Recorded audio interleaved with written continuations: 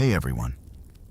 Tonight we begin in the crackle of frost beneath a boot that should have marched to glory, but stalled in silence. This is not a story of battles. It's a story of frostbitten fingers too stiff to pull a trigger, of tanks that once roared, now rusting beneath snowdrifts, of 3 million men promised a summer victory and left to freeze inside a winter that had no side but death. Operation Barbarossa was supposed to last weeks. It became 4 years of mud, hunger, and slow dying. No one was ready. Not the invaders, not the defenders, not even the land itself. If history's coldest echoes help you sleep, a like or a subscribe means more than you know. Now dim the lights, let the room grow quiet, and walk with me across a frozen road where dreams went to die. The summer of 1941 settled over the vast frontier stretching from the Baltic Sea down to the Black Sea, a border thousands of miles long separating Nazi-controlled Europe from the Soviet Union. It was a border that, on the surface, appeared strangely calm. Along this immense line, German troops, hundreds of thousands of them, were positioned, not in a state of high alert or frantic preparation for imminent combat, but in an almost relaxed posture. They were the spearhead of Adolf Hitler's vision for a new German empire. The soldiers of the Wehrmacht, the German armed forces, fresh from lightning victories in Western Europe. They had rolled through Poland in weeks, conquered France in little over a month, and seemed invincible. Now, they waited. Behind the barbed wire and observation posts, life for these soldiers had a strange, almost surreal normalcy. They polished their boots until they gleamed under the summer sun. They cleaned their rifles, ensuring every mechanism was perfect. They wrote letters home, filled with the casual confidence of soldiers who had known nothing but triumph. They played cards in tents and farmhouses, the air thick with tobacco smoke and anticipation. They laughed, they joked, they dreamt of easy victory and a swift return home. Glory seemed not just possible, but inevitable. The propaganda they'd been fed painted a picture of a crumbling Soviet state, a weak and disorganized Red Army, ready to collapse at the first push. This immense military buildup, one of the largest concentrations of forces ever assembled, was disguised as routine troop rotations and training exercises. On the Soviet side, despite numerous warnings from their own intelligence, from Western powers, even from defectors, Joseph Stalin remained in a state of denial, clinging to the non-aggression pact signed with Hitler 2 years prior. He believed the Germans wouldn't dare attack, not while Britain was still a problem. His refusal to believe the impending danger meant Soviet defenses were unprepared, positioned poorly, and largely unaware of the colossus gathering just miles away. For the German soldiers, the waiting was the hardest part. They were told little of the strategic objectives, only that a great operation was coming. They spoke of pushing east, of vast lands, of a new Lebensraum, living space, for Germany.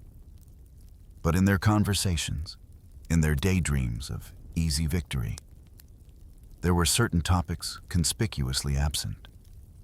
No one mentioned Russia's winters, the brutal, soul-crushing cold that had historically swallowed invaders whole. The legendary General Winter seemed like a distant, irrelevant fable from history books. And no one, it seemed, truly grasped the concept of Russia's endless everything. Its endless plains stretching further than any soldier from Western Europe could comprehend. Its endless forests, dark and deep, offering infinite hiding places for an enemy. Its endless distances, where conquering one town simply meant facing another, then another. Hundreds, sometimes thousands of miles deeper into a continent. Its endless capacity for suffering and for resistance. They were prepared for a blitzkrieg, lightning war, a rapid mechanized assault designed to shatter enemy lines, bypass strongpoints, and force a quick surrender. It had worked before. Why wouldn't it work again? The plan was audacious in its scale and breathtaking in its overconfidence. 3 massive army groups, north, center, and south, would sweep across the border. Army Group North towards Leningrad, the cultural heart. Army Group South towards Ukraine, the breadbasket, and the oil fields of the Caucasus beyond. And Army Group Center, the largest and most powerful, directly towards Moscow. The political and strategic brain. The goal was to reach a line roughly from the northern city of Arkhangelsk down to the southern city of Astrakhan on the Volga River, the AA line, before the onset of winter. They would destroy the Red Army, dismantle the Soviet state, and secure the resources needed to make Germany unassailable. The target date for victory, Christmas 1941. This operation, codenamed Barbarossa after a medieval Holy Roman Emperor, wasn't just a military campaign, it was a crusade fueled by ideology. The war in the East was envisioned as a Vernichtungskrieg, a war of annihilation against Bolshevism and what the Nazis termed Judeo-Bolshevism. It was to be a war without mercy, distinct from the conflicts in the West.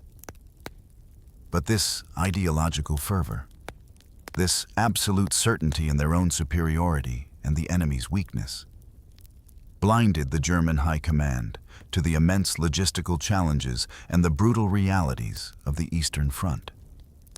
So, they waited, polishing their boots, writing their letters, dreaming their dreams of glory under a deceptively peaceful summer sky. It was the calm before a storm of unprecedented fury, a storm born of hubris and delusion. And it was, arguably, the single worst decision made by Adolf Hitler. A decision that would plunge Europe into the most brutal phase of the Second World War and seal the fate of millions. The quiet along the border was not peace. It was merely the held breath before the plunge into the abyss. The waiting ended with terrifying suddenness. June 22, 1941. A quiet Sunday morning. For soldiers on both sides, it was just another pre-dawn moment. But at exactly 3:15 a.m., the world along the vast border exploded. Hundreds of thousands of German artillery shells ripped through the air, crashing down on unsuspecting Soviet positions. German aircraft, hundreds of bombers and fighters, screamed overhead, targeting airfields, communication centers, and troop concentrations. And then, the earth-shaking roar of engines. Along a front stretching over 1,800 miles, the German war machine lurched forward. This was Operation Barbarossa unleashed. It was an invasion on a scale never before seen in human history. 3 million Axis soldiers, predominantly German, but also including Romanian, Hungarian, Italian, and Finnish forces, poured across the border. They were supported by over 3,000 tanks, the spearhead of the blitzkrieg, designed to punch deep and fast. Thousands of artillery pieces hammered enemy lines, and more than 2,500 aircraft dominated the skies in the opening hours, destroying vast numbers of Soviet planes on the ground before they could even take off. The plan was simple in its brutal directness. Surprise the Soviets completely, shatter their command structure, encircle and annihilate the Red Army, and end the war by Christmas. German military doctrine emphasized speed, maneuver, and the combined arms approach, tanks, infantry, artillery, and air power working in concert. And in the initial hours and days, it worked with devastating efficiency. Imagine being there, a young German officer, perhaps like Lieutenant Friedrich Wilhelm Sander, suddenly jolted awake by the ground trembling and the sky lighting up with muzzle flashes. His diary, a small leather-bound book carried in his breast pocket, becomes his confidant. June 22nd, 0400 hours. It has begun. The order came down minutes ago. Attack. The noise is incredible, like the end of the world, but exhilarating. We're moving. The tanks are roaring. The air smells of cordite and dust. After weeks of waiting, it feels good to finally do something. There's fear. Yes, a knot in the stomach. But mostly, excitement. A sense of purpose. We're going to show them. Show the world what the Wehrmacht can do. Russia, it feels immense. But we will cut through it like a knife. By Christmas, they say. Home by Christmas. For the men pushing eastward, the initial advance felt unstoppable. They covered dozens of miles in the first day, then hundreds of miles in the first week. Soviet frontier units, caught completely off guard, were overwhelmed, bypassed, or destroyed. Communication lines were cut. Command structures collapsed. It looked, at least from the perspective of the fast-moving German spearheads, exactly like the blitzkrieg they had perfected.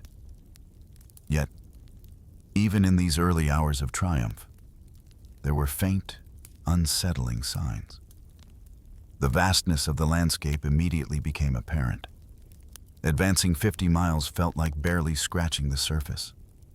The roads, fewer and of poorer quality than in Western Europe, began to show the strain, and the enemy, though reeling, wasn't simply vanishing. June 24th. We've covered almost 100 miles already. Unreal speed. Saw the first enemy prisoners today. Looked stunned. Some terrified. Some just empty. We passed burning villages. Civilians fleeing. It's not like France. This feels different. Harsher. They said this would be a hard fight, but the speed, it makes you feel invincible. But there are so many of them, so much land. What these soldiers, from the newest recruit to the seasoned officer, were not told was the true nature of the conflict they were entering. They weren't just fighting for territory. They were stepping onto what would become the bloodiest battlefield in human history. A front where casualties would be measured not in thousands or tens of thousands, but in millions upon millions. A front where the scale of brutality, suffering, and death would dwarf all other theaters of the war combined. The morning invasion of June 22nd, 1941, was the overture to 4 years of unimaginable horror. A conflict that would define the fate of nations and leave scars that have yet to fully heal. They thought it would be over by Christmas. It had just begun. In the wake of the initial surprise, the German blitzkrieg seemed unstoppable.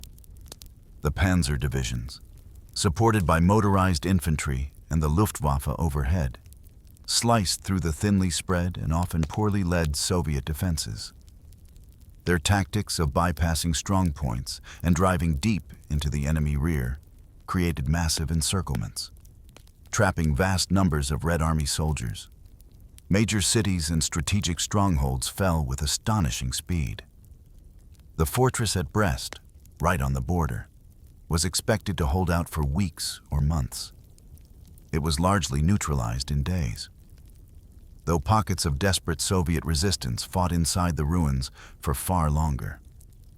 A stark early sign of the tenacity the Germans would face. Minsk, the capital of Belarus, fell within a week. trapping hundreds of thousands of Soviet troops in pockets east of the city. Further south, German forces pushed rapidly towards Ukraine, the rich agricultural heartland and industrial center. The speed of the advance was breathtaking. German units covered hundreds of miles in the first few weeks. The landscape behind the advancing lines told a grim story of the Blitzkrieg's passage. Roads, often just dirt tracks, became clogged not just with German supply convoys, but with columns of refugees, families pushing carts laden with meager possessions, walking alongside the advancing troops, fleeing the destruction and the uncertain fate that awaited them. Villages and towns were left burning in the wake of the fast-moving columns. Sometimes it was collateral damage from bombardment or fighting. Often, it was deliberate. As German forces advanced, they implemented policies designed to terrorize and subdue the population, viewing the local inhabitants, particularly in Belarus and Ukraine, through the distorted lens of Nazi racial ideology. From the perspective of soldiers like Lieutenant Sander, driving forward with the spearhead, the initial phase felt like a triumphant parade punctuated by brief, intense bursts of combat. July 5th. We're deep inside Russia now. Deeper than anyone thought possible so fast. The enemy just seems to break and run. The towns fall easily. It feels easy, like training exercises, but real. We saw columns of civilians today. Their faces, numb, but that's war, I suppose. You have to keep moving, keep pushing. But this veneer of ease began to crack surprisingly quickly. The sheer distances were a constant drain. Pushing forward meant the supply lines stretched thinner and thinner, over longer and longer distances, on roads that were often little more than trails carved out of the landscape. July 12th, stuck again. Fuel convoy is hours behind schedule. The tanks are thirsty beasts. We're just sitting here, waiting. The dust is incredible. Everything is covered in it. And the flies, endless. This isn't in the manual. The rapid advance is everything. But if the trucks can't keep up, fuel began to run low. Tanks, the very engines of the Blitzkrieg, stalled on dusty roads or in fields. Immobilized not by enemy fire, but by lack of gasoline or mechanical failure exasperated by the relentless pace and poor terrain. Ammunition dwindled. Spare parts became scarce. The logistical tail of the massive German army was struggling to keep pace with the speed of its head. The Blitzkrieg worked brilliantly when it could leverage speed and surprise to collapse an enemy. But it was proving incredibly vulnerable to the twin challenges of immense distance and a resilient, if chaotic, defense. The Red Army wasn't fighting a conventional war of front lines and maneuvers in the European style. They were fighting a desperate, brutal war of attrition and defense in depth. The early, easy victories were often against unprepared forces. As the German armies drove deeper, they encountered units that, despite the chaos, were beginning to organize, to dig in, to stand and fight. The strategy of bypassing and encircling, while trapping hundreds of thousands, also meant German units were leaving behind large pockets of enemy soldiers who, though cut off, were often still armed and capable of fighting, disrupting supply lines, and tying down German forces needed for the advance. The narrative of effortless conquest began to fray. The early exhilaration of the lightning advance started to give way to the grinding reality of a vast, unforgiving landscape and an enemy that, while suffering catastrophic losses, refused to simply disappear. The Blitzkrieg, the miracle weapon of the Wehrmacht, was meeting its match not just in military resistance, but in the sheer scale and harshness of the environment itself. The initial ease was deceptive. The hard, brutal slog was just beginning. The German plan for Barbarossa was predicated on a swift and total collapse of the Soviet Union. Hitler and his generals believed that the weight of the initial blow, combined with the perceived internal weakness of the Soviet state and the purges that had decimated the Red Army's officer corps in the late 1930s, would lead to a quick disintegration. The Soviets, they thought, would fold like a deck of cards. They were catastrophically wrong. Despite the shock of the invasion, the loss of equipment, the encirclement of entire armies, and the chaos at the highest levels of command, the Red Army did not collapse. Instead, it began to fight back with a ferocity and stubbornness that stunned the German invaders. They dug in the dense forests of Belarus, in the vast, treacherous swamps of the Pripyat marshes, in the ruins of bombed-out towns and villages. They used the immense, unforgiving landscape to their advantage, turning every forest, every river, every hill into a potential defensive position. While many Soviet units were initially poorly equipped, often lacking proper boots, relying on outdated rifles, or short on supplies, they possessed something the German High Command had fundamentally underestimated: an iron will to resist. Fueled by patriotism, ideology, and sheer, desperate survival. For many, retreat was not an option. Stalin's Order No. 227, issued later, famously declared, "Not one step back." But even in the early days, the fight-to-the-death mentality was prevalent in many units, driven by fear of German brutality and loyalty to the cause, however complex that cause might be. The early weeks of the invasion were punctuated by battles that, while ultimately German victories in terms of ground gained or prisoners taken, were anything but easy. One of the most significant was the Battle of Smolensk in July and August 1941. This wasn't just another encirclement battle. It was here that the German advance on Moscow was first seriously stalled by determined Soviet resistance and numerous counterattacks. Even as the Germans attempted to close massive encirclements around Smolensk, Soviet forces inside the pocket and those attempting to relieve it launched repeated, costly counterattacks. They were often poorly coordinated, suffered horrific casualties, and lacked the sophisticated combined arms tactics of the Wehrmacht. But what they lacked in polish, they made up for in sheer, brutal force. They attacked with whatever they had, riflemen with bayonets fixed, throwing themselves at German positions, tanks charging headlong into enemy fire. Lieutenant Sander, who might have expected a quick mop-up operation after the initial advance, would have seen his perspective begin to shift during these grinding battles. August 1st, near Smolensk. This isn't what they told us it would be. We took the city, yes, but the fighting was savage, non-stop. They kept coming, wave after wave. We'd push them back, take a position, and an hour later, they'd be charging us again, with bayonets. Even after being shelled for hours, we captured some young men, old men, looked half-starved, no proper uniform sometimes, but they fight like cornered animals, like they have nothing left to lose. His observation captured a fundamental truth about the Eastern Front.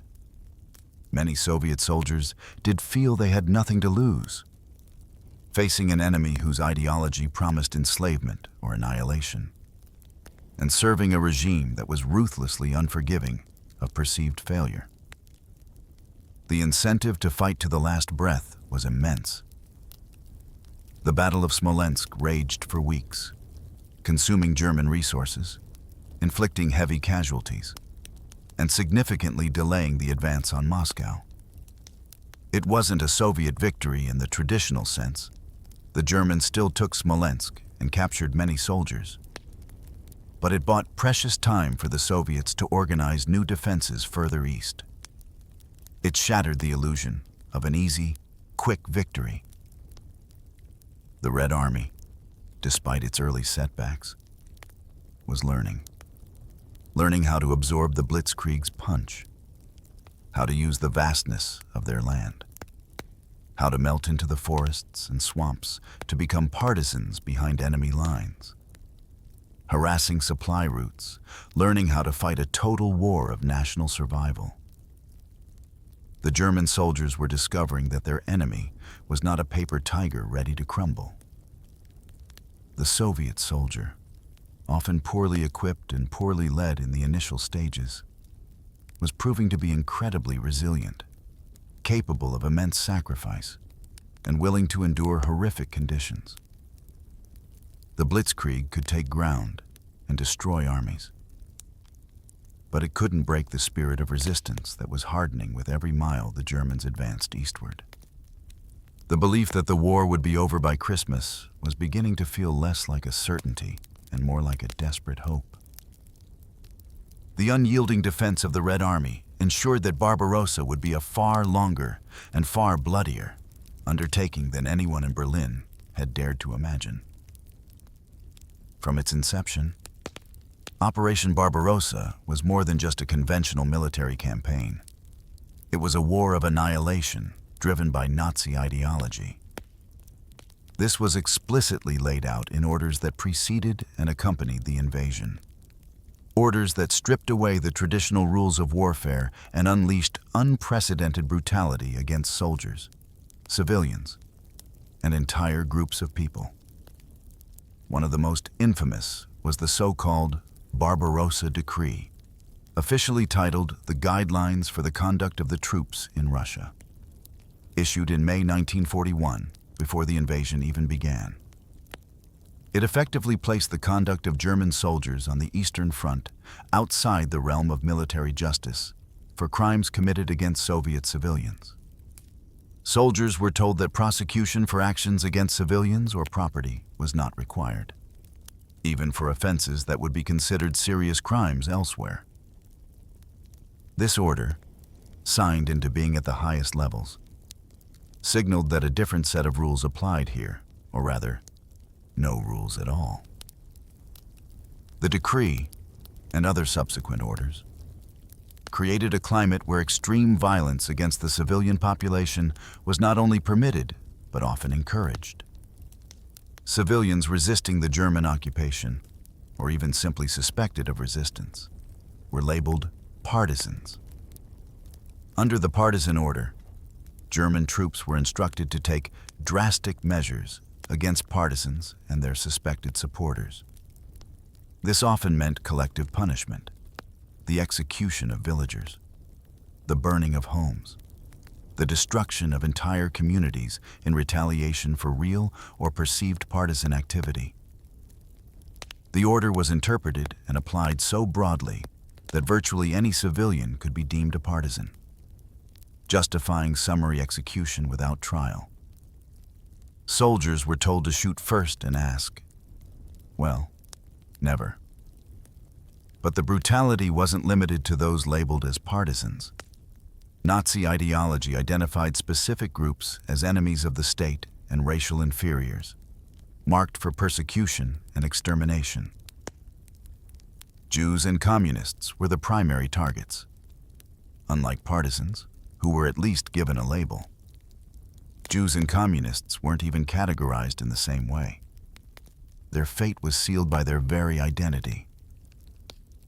Following closely behind the Wehrmacht's frontline troops were units specifically tasked with implementing this genocidal policy, the Einsatzgruppen, mobile killing squads of the SS and police.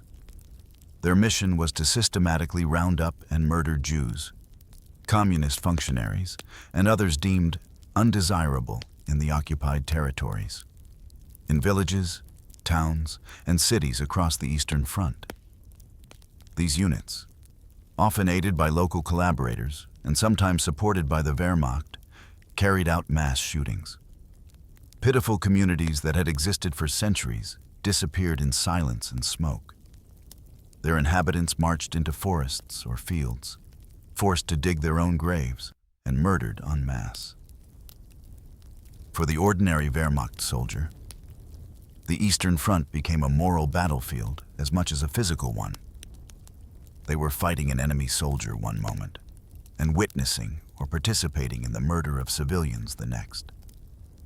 These orders, and the actions they sanctioned, had a profound impact. Some soldiers, indoctrinated by years of Nazi propaganda and hardened by earlier campaigns, followed the orders without question, participating willingly in atrocities. Others were repulsed by what they saw, but felt powerless to object in the face of harsh military discipline and pervasive ideological pressure. And for many, the horrors they witnessed and were part of created a deep psychological scar. September 10th. We passed through a village today, or what was left of one. The smell. There were no people left. The order came down. Any village helping partisans? This wasn't fighting. This was something else. It makes your stomach turn. Some of the men, they just do what they're told. Others, they've stopped writing home. What do you even say? That you saw this? That you did this? The scale of the atrocities committed in the Soviet Union was staggering. By the end of 1941 alone, the Einsatzgruppen and related units had murdered hundreds of thousands of people, primarily Jews. Millions more would follow in the coming years, both through mobile killings and later in extermination camps constructed further west. This wasn't an accidental byproduct of war. It was a deliberate, systematic policy integral to the Nazi vision for the East. The orders signed in blood permeated the entire campaign, transforming it into a war of unparalleled savagery. It meant that for the Soviet people, both military and civilian, defeat at the hands of the Germans offered not just occupation, but enslavement, starvation, and extermination.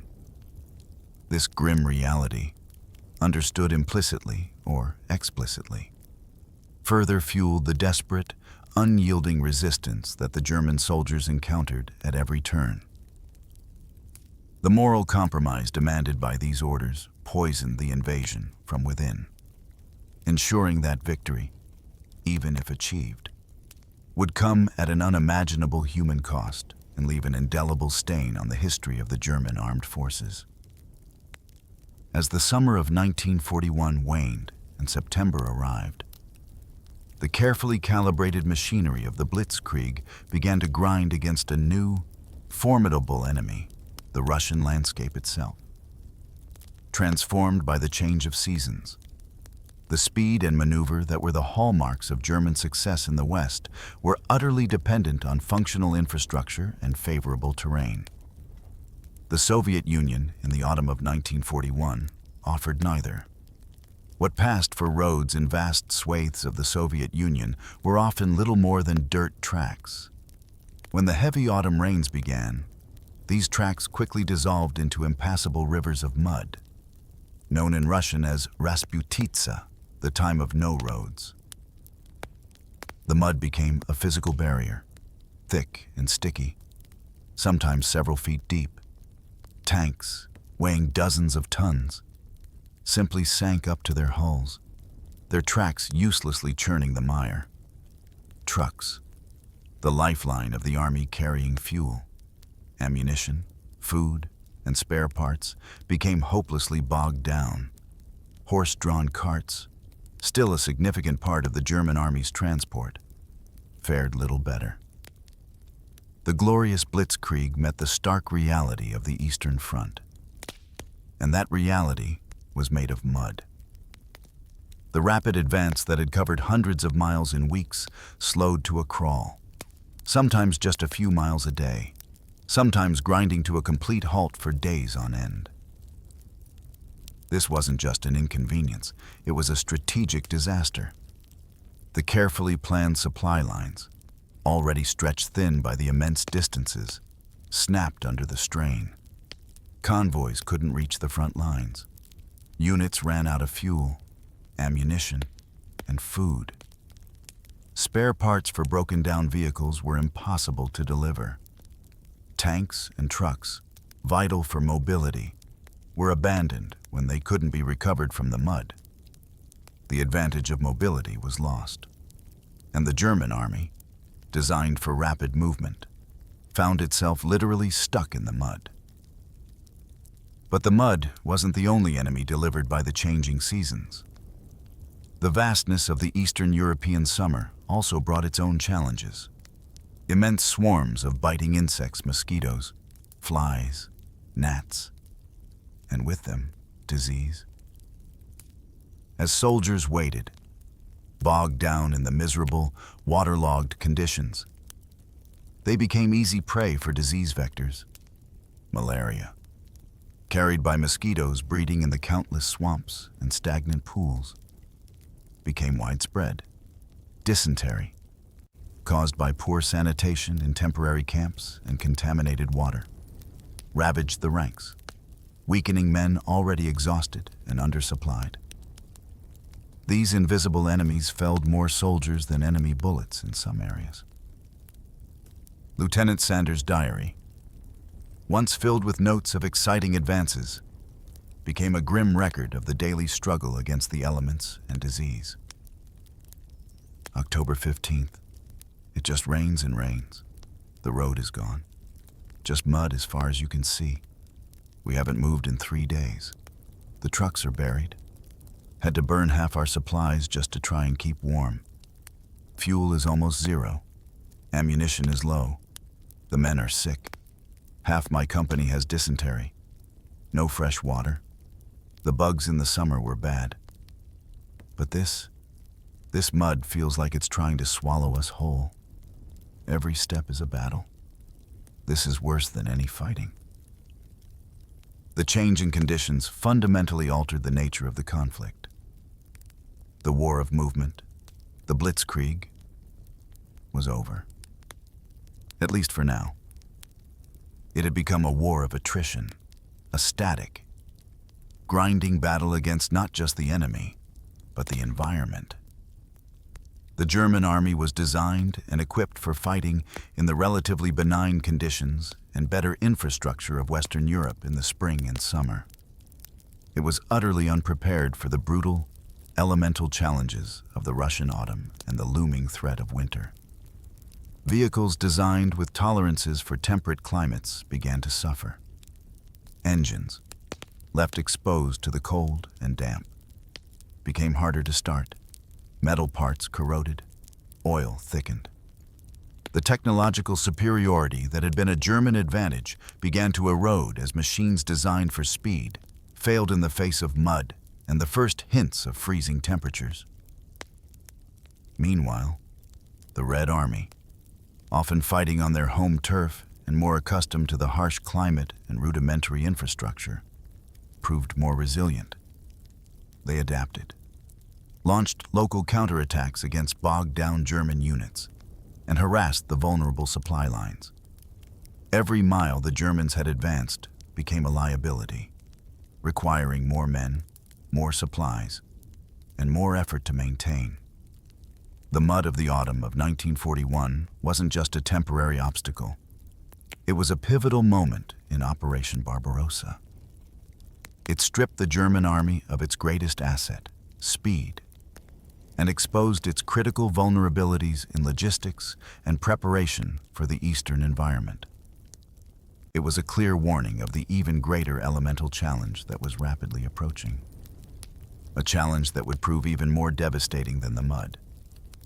The time of no roads was giving way to the time of no warmth. If the autumn mud had been a severe challenge, the arrival of the Russian winter was a catastrophe. By late October and early November 1941, the temperatures plummeted. The ground, once a viscous swamp, froze solid. trapping countless vehicles where they lay. But the freezing temperatures brought a new, even more deadly set of problems for an army utterly unprepared for extreme cold. The German High Command, confident the war would be over by Christmas, had failed to issue adequate winter clothing and equipment. Millions of soldiers were left facing temperatures that could drop dozens of degrees below freezing, sometimes reaching -20, -30, or even -40 degrees Fahrenheit. They were wearing the same uniforms they had worn in the summer, relatively light wool greatcoats and standard leather boots designed for European autumns, not Siberian winters. The consequences were devastating. Frostbite became an epidemic, costing the German army hundreds of thousands of casualties, often permanently disabling soldiers. Feet froze inside inadequate boots. Toes and fingers turned black and brittle. Soldiers wrapped their feet in anything they could find: newspaper, straw, rags, in a desperate attempt to create insulation against the biting cold that seeped through leather and fabric.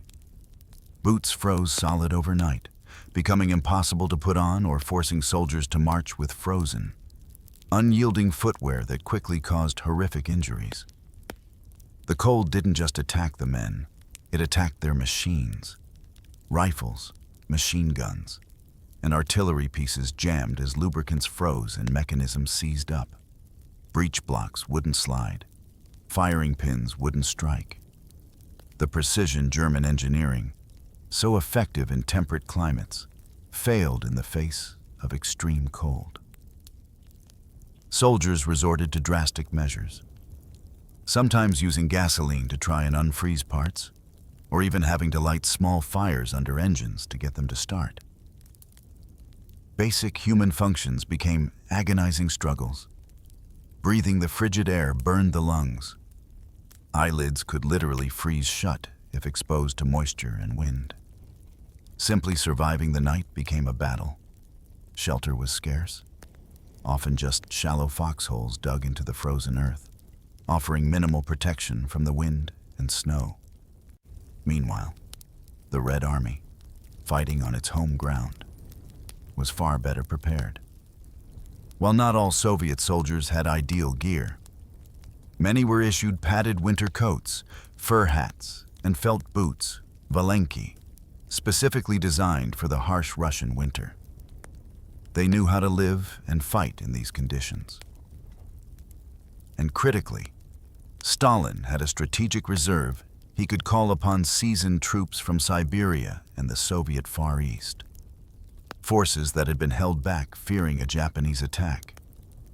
These soldiers were not only well equipped for winter warfare, but they were also experienced in fighting in extreme cold.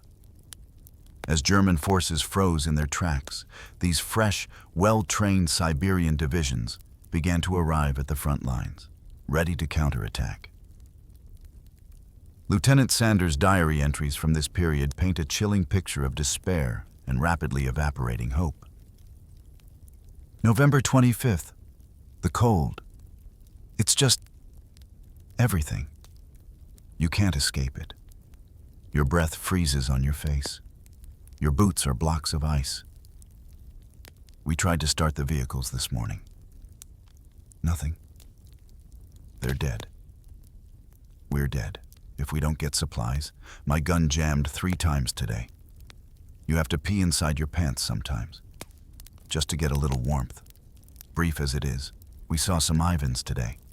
They were wearing white camouflage, proper coats, moving like ghosts in the snow. We look like scarecrows. December 5th. Moscow is somewhere out there. We can almost taste it, but we can barely walk. The men are skeletons. Frostbite, sickness, exhaustion. And they're hitting us now, hard. The Siberians.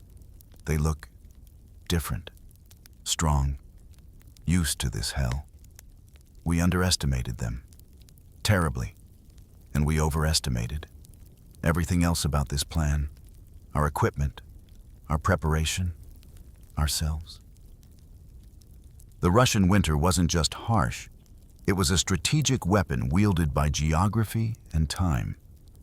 It crippled the German army's mobility, rendered its advanced equipment unreliable, broke the health and morale of its soldiers, and bought the Soviets the time they needed to reinforce their lines and launch counteroffensives.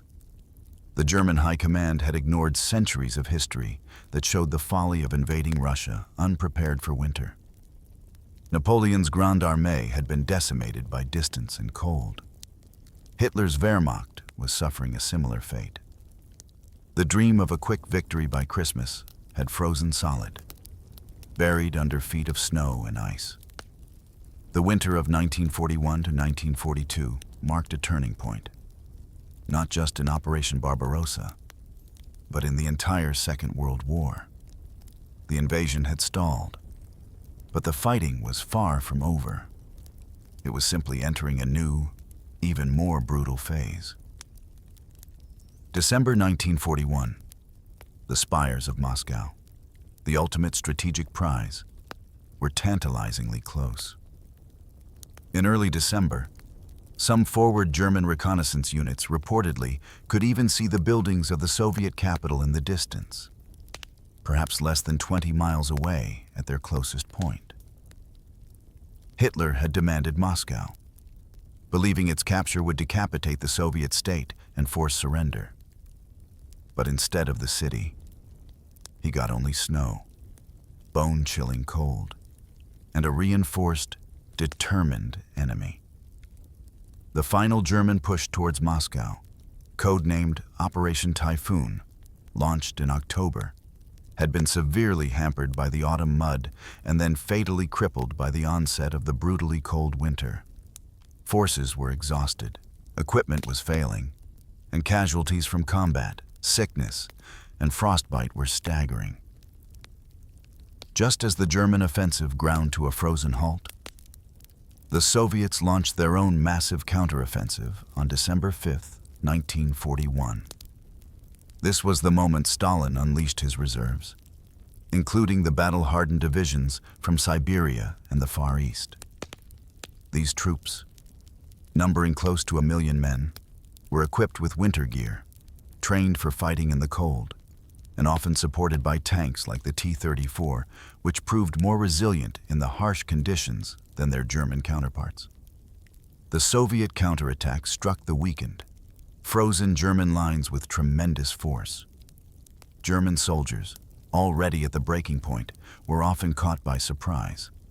Their frozen weapons were useless, their mobility non-existent, their supply situation desperate. Entire units were overrun or forced to retreat in disarray, abandoning equipment that couldn't be moved. The German forces buckled under the pressure. What began as an orderly, if difficult, defensive posture turned into a desperate scramble for survival for many units. The dream of taking Moscow was shattered, replaced by the grim reality of fighting for their lives in a frozen wasteland, facing an enemy that was now pushing them back. Moscow held. The strategic heart of the Soviet Union remained in Soviet hands.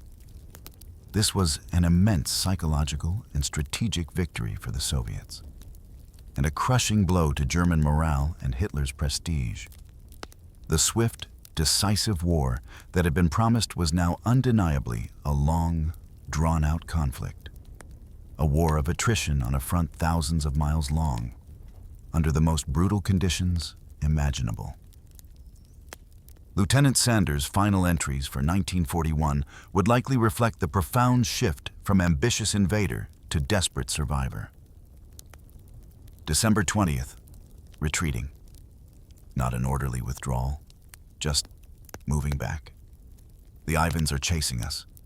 My feet, I can barely feel them. The snow never stops. Christmas is in 5 days. We're not going home. We're not taking Moscow. We lost. Somewhere between the border, the mud, and this God-forsaken cold. We lost. It's just survival now. How many years of this, God help us? Operation Barbarossa did not end in December 1941. The fighting would continue along the Eastern Front for another 3.5 years.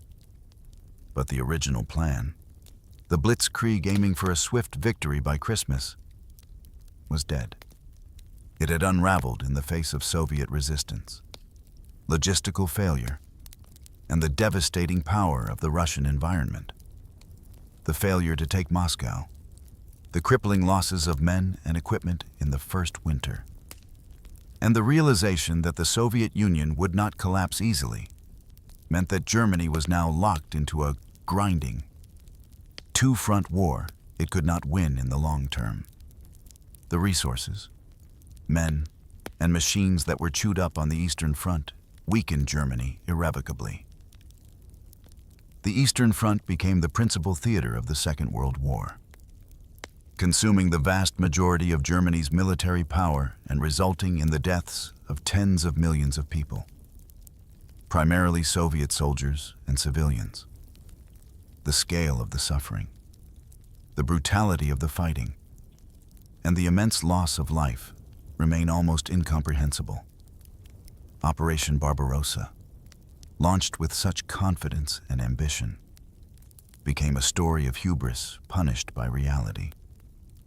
It was a story written in the tracks left in the mud, the bodies frozen in the snow, and the shattered landscapes left behind. A stark reminder that even the most powerful military machine can be broken not just by the enemy's will, but by the sheer, unforgiving vastness and elemental power of the world it seeks to conquer. The frozen regrets of that first winter would haunt the German army and Europe for years to come. On the 23rd of June 1944, the Russians struck Army Group Center along a front 400 kilometers wide. The entire Central Front from Vitebsk to Kiev stood in flames, with full-strength, well-supplied divisions, heavily supported by armor aircraft and massive amounts of aid from the United States. The Red Army launched an attack against the exhausted German lines at Rashev-Smolensk. And farther south, the Russians were now inflicting damage on the German army in the same manner that we had inflicted it on them in 1941 and 1942.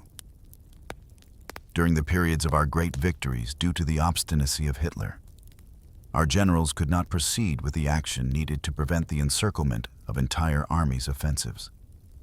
On an enormous scale, cut through our foremost lines, raced deep into the hinterland, and cut off vast numbers of men and material, forcing mass surrender or annihilation of the ensnared units in the Bobrowiska pocket far south of our position at Yuknovo. The trapped Abauch divisions were defeated and annihilated. The survivors of these huge encirclements that took place during the first days of July found themselves on their bitter way to the gulags and prisoner of war camps. The reasons for the collapse of the Central Front were clear. We simply had too few soldiers, tanks, and resources to hold the enormous areas to be contained in the East. And our Supreme Commander in Berlin refused to accept this reality. There now existed no divisions possessing the strength of our units that had won earlier victories from the regiments that originally were composed of 3 battalions. There were now only 2 greatly weakened battalions remaining. The pioneer units and the artillery regiments were likewise weakened, having suffered severe losses in combat or having been stripped of personnel to serve as infantry in Germany within the Reich itself again and again. New divisions were raised in attempts to hold the many fronts against an ever stronger enemy. But the old divisions, those that had been on the front since the beginning, never received full replacements for the vast losses that had occurred over the years. One of the most serious problems that faced the Lancers at the unit level was the fact that most of the experienced officers and non-commissioned officers had been killed or had suffered serious debilitating wounds at the front and were no longer with us. Moreover, the Wehrmacht never fully developed or learned the tactics and methods of retreat. The German soldier was taught to view retreats solely as a defeat, with no advantages forthcoming. Even in the early years in the Reichswehr, the study of retreat to include using this often necessary tactic to our advantage was discouraged after 1936. Even the lesson plans for the teaching of a fighting withdrawal was stricken from the curriculum. Attack and halt. were the only two methods of warfare hammered into us. In this regard, the Wehrmacht had entered into the war, unprepared. The collapse of Army Group Center in June and July resulted in chaos. This was clearly exhibited by the countless units observed on the roads and bridges, fleeing to the rear, seemingly leaderless and without direction, while other weakened units attempted to make their way through the mob toward the front to engage the onrushing enemy. Some battered units were overcome with panic, and they streamed toward the west on foot and in vehicles of every description. The confusion, the panic-stricken lanzas, the jamming of all movements along the passable roads would earlier have been considered as an inconceivable scenario. But the collapse of discipline and order had become reality.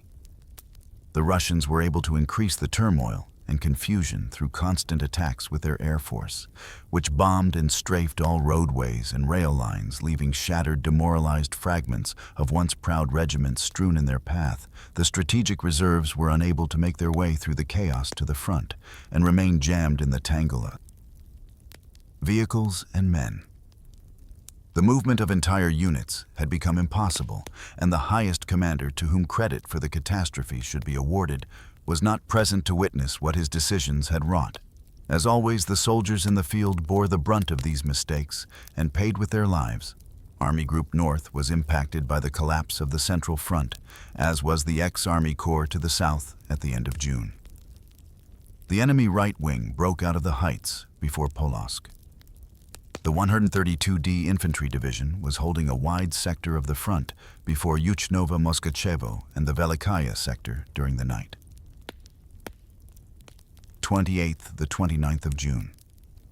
A police security regiment moved forward to relieve the battered Lancers, holding the positions of the 1st Battalion Grenadier Regiment 437, with 60 men remaining in the 2nd Company. We crawled from our defenses in the swampy ground that we had held for weeks against overwhelming numbers of the enemy opposite us. We marched past the destroyed tank from Maz.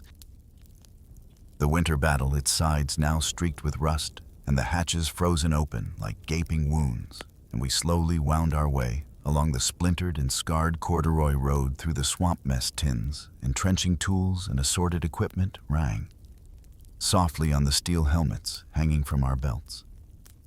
And the Ivans sent departing shots after us, 5 kilometers behind the front. The battalion mustered at the edge of a small wood that offered a semblance of concealment. From the ever-present aircraft, our company's Spice Novotny supplied us with warm food and other small items that we had been unable to receive. During the weeks we had been on the line, we spent several hours sitting along the edge of the road or lying beneath the ragged pine trees, relishing the first warming rays of the early morning sunshine. It was a luxury once again to be able to stand erect without danger. Once again to enjoy freedom of movement without the fear of meeting a sniper's bullet. The obligatory schnapps bottle may. Its rounds the younger and less experienced Lanzas. Recent arrivals to the weakened company rejected offhand the burning home-brewed drink that left us with an unaccustomed tingling in the throat. Owed this rare amenity to the talents of Feldrabel Rura, who had skillfully fashioned a distillery from a battered Russian field kitchen that we had captured during the Crimean campaign. The stove had been modified for our use with a complicated tangle of copper tubing and bits of rubber fuel lines, and had been fed a diet of potatoes and rhubarb gleaned from abandoned villages or captured from partisan caches. As we passed the bottle, we felt an instinctive bond that only the survivors could know together. We had known wind and heat, life and death. We had experienced hails of bombs and shells. We tended our wounded, buried our dead, and moved forward to the next encounter, knowing that eventually we would meet the end of our journey. Most of us owed our lives to the skill and self-sacrifice of others. In our company, many of whom were no longer with us, when the survivors lay on the Russian soil, the smell and touch of which had become so familiar, and dozed in the summer sun. As we lay quietly in small groups, consuming the schnapps, and immersed in discussion of those things not associated with war, our idyll was interrupted by the rhythmic sound of approaching horses sitting upright.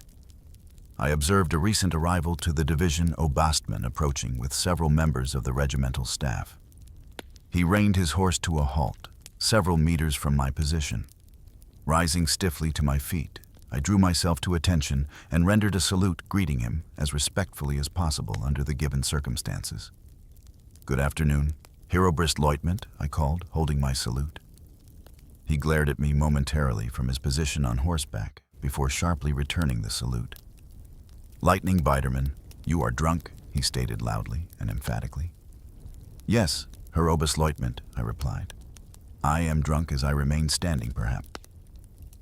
Unsteadily at attention, the staff officer began to upgrade me for my condition. After several long seconds of a stern tirade, I noticed felled rebel Pinoff rise to his feet and approach our location with a long, glowing cigar.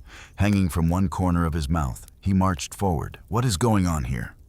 he abruptly demanded, his normally clear and precise demeanor, obviously affected by the abundant quantity of schnapps consumed by the roadside. "No one talks to our lightning like this." He suddenly brushed past me and approached the mounted Oberstleutnant, exclaiming, "We don't let anyone treat our lightning like a recruit." I desperately moved forward in an attempt to grasp him by the shoulder, to stop his verbal assault, and Katzman sat upright in the saddle with indignation, alternately shifting his glare from me to the oncoming felled rebel before I could stop him. And before Katzman could utter a sharply worded reply, Pinoff had grasped the reins of the mount's halter at the bit, quickly leaning over his son. If to speak softly to the horse, he pulled the large animal toward him as he held tightly to the halter. Suddenly, the lit cigar touched the sensitive muzzle of Katzman's mount, and the horse exploded into action. Rearing sharply and flailing wildly, with iron shot 4 feet, the horse tore itself loose from Pinoff's grasp and rose into the air. Taken completely by surprise, the Oberstleutnant tumbled backward from the saddle, landing in the sandy soil.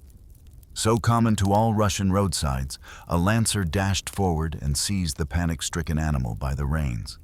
Others moved to assist the officer to his feet, brushing aside their offers of assistance.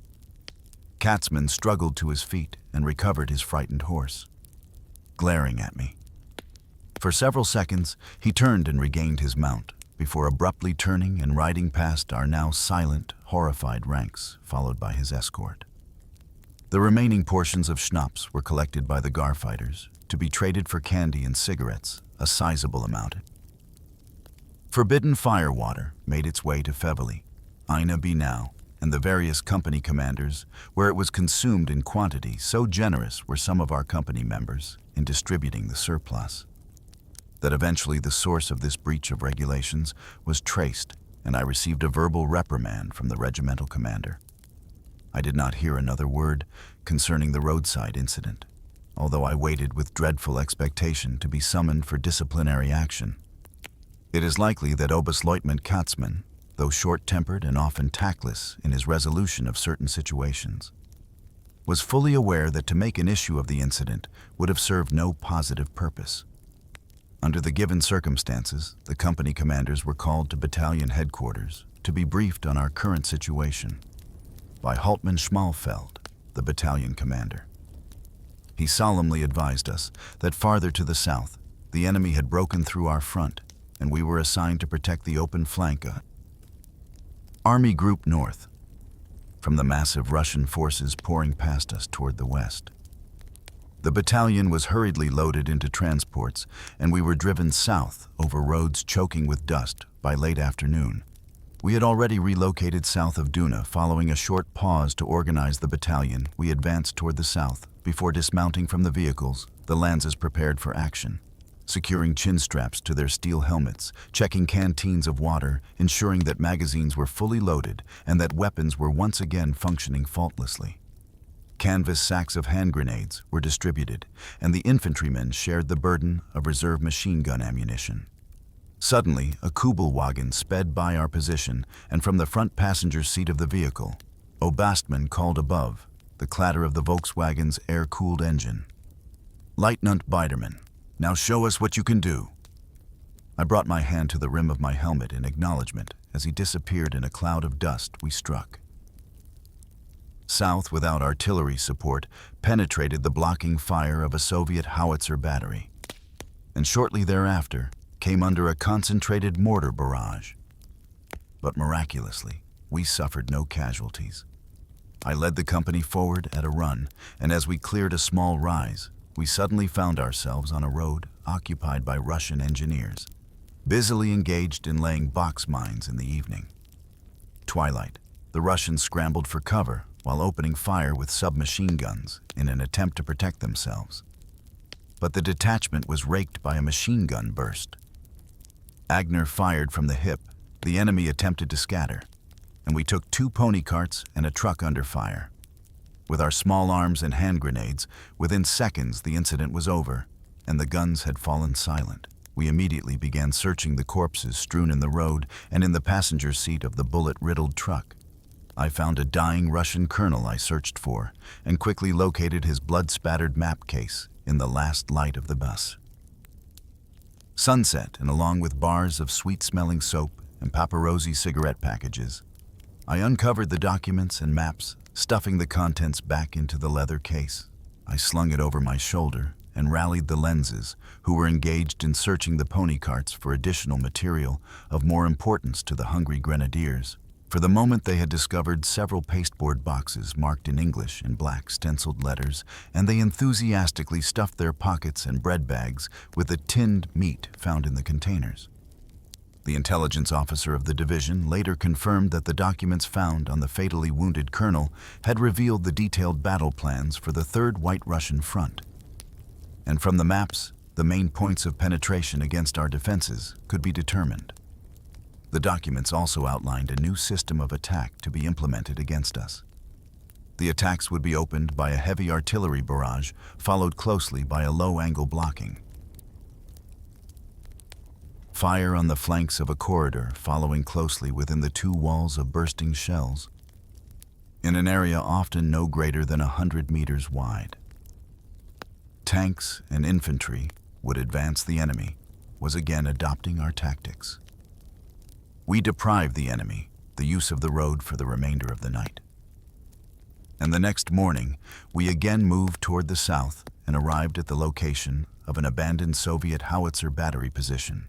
Dozens of spent shells lay scattered among piles of empty and discarded tins marked Oscar Mayer, Chicago. Our sister battalion was simultaneously fighting toward the south. Through the barrages from this Russian battery, they had sustained heavy losses, and the battalion commander, Major Schnepp, his adjutant, Lieutenant von der Stein, and many others had fallen with this attacking movement. We had thrust ourselves 30 kilometers within the open flank of the Russian army, whose units in this area were targeted directly toward part of our homeland, the Baltic Sea and East Prussia onward to. Berlin was the watchword of the Soviets, Father Stalin has commanded, and the patriotic front storms westward to destroy the hated German invaders to the west. Must you attack to avenge your fatherland, the land of the workers and farmers. The women of the enemy will be yours. There flows water from the walls, and you can wash yourselves and drink from porcelain containers. Instinctively, we sensed the disaster that lay ahead. But even the most skeptical among us could never imagine the fury that our opponents from the east would deliver upon our homeland.